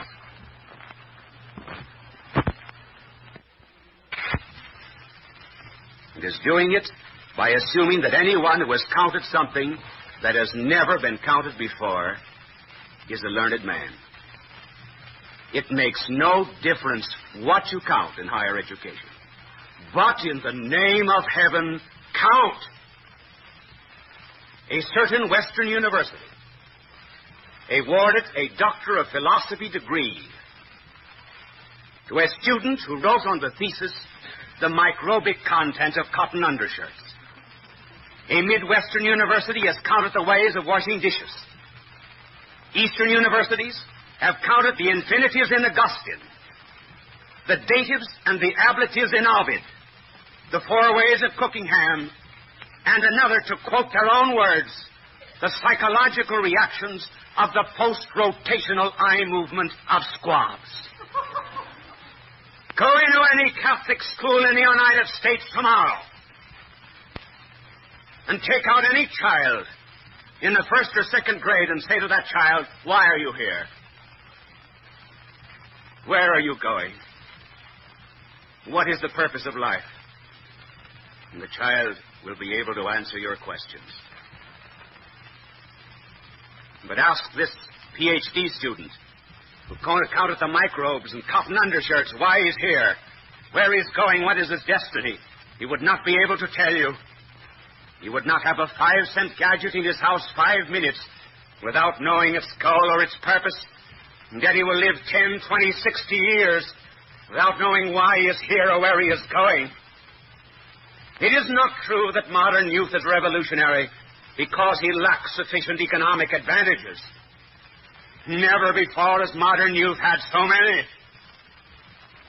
The modern youth is revolutionary because he has no purpose in life. And unless, as a nation, we restore purposes and values in education, we will end only by educating for chaos. Oh, we are paying a terrible penalty for divorcing our science from God. Nature, which studies science, belongs to God.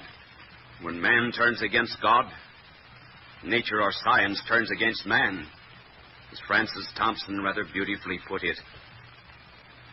I tempted all usurpators, but to find my own betrayal in their constancy, in faith to him, in fickleness to me, their traitorous trueness, and their loyal deceit.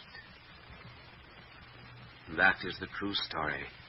Nature will be false to anyone who is untrue to its maker.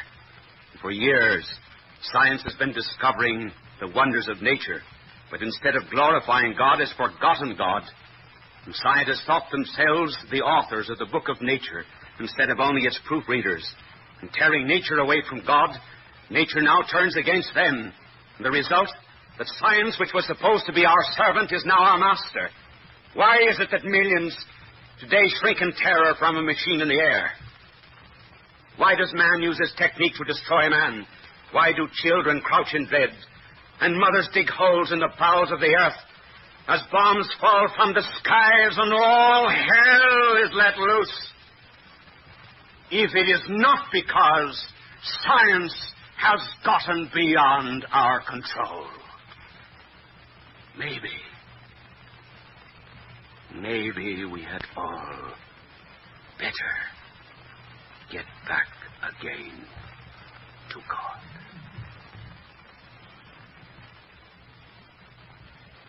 And the third barnacle or superstition is materialism. This superstition affirms that man has no soul, there is no future life, man is only an animal. As our modern psychologists tell us, he is a psychoanalytical bag filled with physiological libido. Or he is a stimulus-response mechanism, the end of whose life is the acquisition of money, the enjoyment of pleasure. There are no standards outside of the material. Now, it simply is not true that peace follows material prosperity. There is more frustration among the rich than among the poor. Sin and evil do not disappear with the advent of prosperity. Society can become inhuman while preserving all the advantages of a material prosperity. And if there are no standards outside of the material, how shall we judge the new acquisitive society which is arising, based on the acquisitiveness of power as against the old acquisitiveness of money?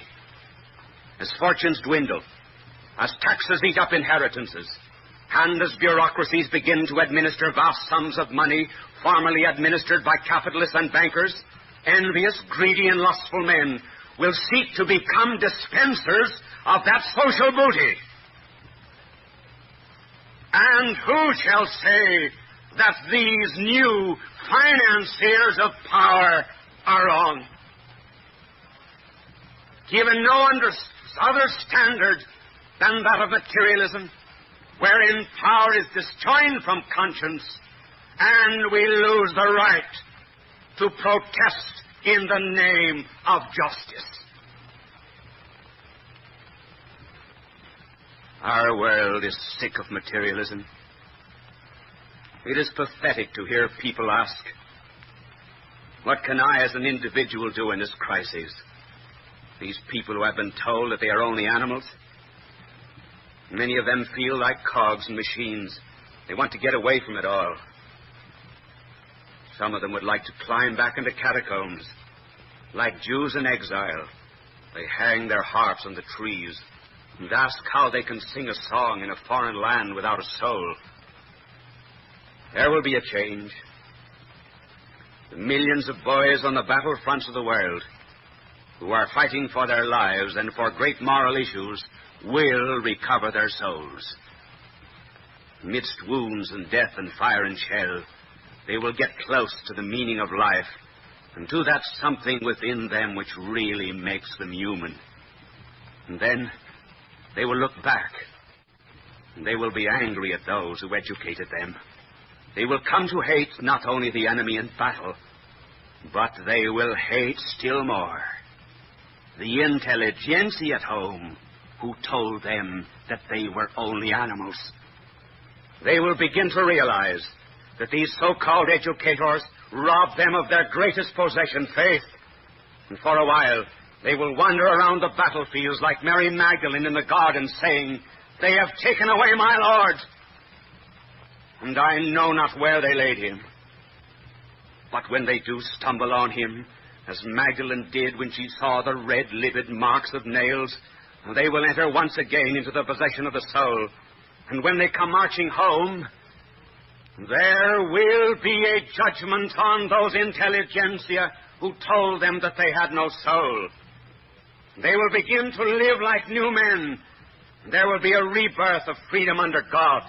For maybe, not only are they right, but maybe we had all better be right and get back again to God. Why do I speak about these barnacles on the ship of democracy? Because they are endangering the American way of life. Because they are outmoded ways of thinking. Because we are called upon in this world war to be the moral leaders of the world. Never before was a greater task thrust into any nation's hands than into our own. We have a great vocation, and we must be worthy of it. And we do not want the ship of America to be held up in its mission by barnacles and false superstitions. May I therefore ask you, Jews, Protestants, and Catholics, to spend an hour a day in prayer, that America may be worthy of its calling. Catholics should include daily Mass and communion in this hour. And to anyone who wishes a prayer book for wartime, entitled The Shield of Faith, we will send it with our compliments. For how else except by prayer? Realize the pledge of our President when he said, the United Nations seek to work for the restoration of the international order in which Christ guides the hearts of individuals and nations. That is a tremendous responsibility. America, awake! You have a high summons. Walk worthy of your vocation. Purge yourself. Repent. Your greatness is in your return to God. God love you. O Lord Jesus Christ, who in thy mercy hearest the prayers of sinners, pour forth, we beseech thee, all grace and blessing upon our country and its citizens. We pray in particular for the President, for our Congress, for all our soldiers, for all who defend us in ships, whether on the seas or in the skies, for all who are suffering the hardships of war. We pray for all who are in peril or in danger. Bring us all, after the troubles of this life, into the haven of peace, and reunite us all together, O dear Lord, in thy glorious heavenly kingdom.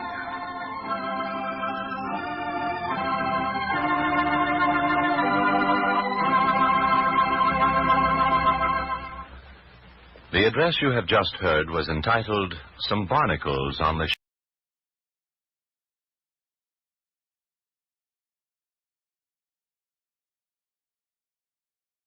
Adventures by Morse.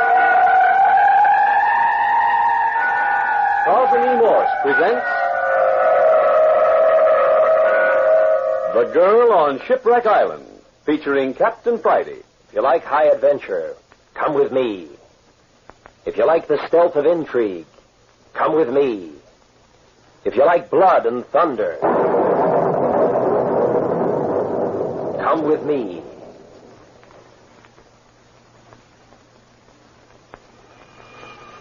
When Captain Bart Friday and his sidekick Skip Turner returned to Saigon, capital of French Indochina, following their experiences in the Cambodian jungles, they were taken immediately to Government House.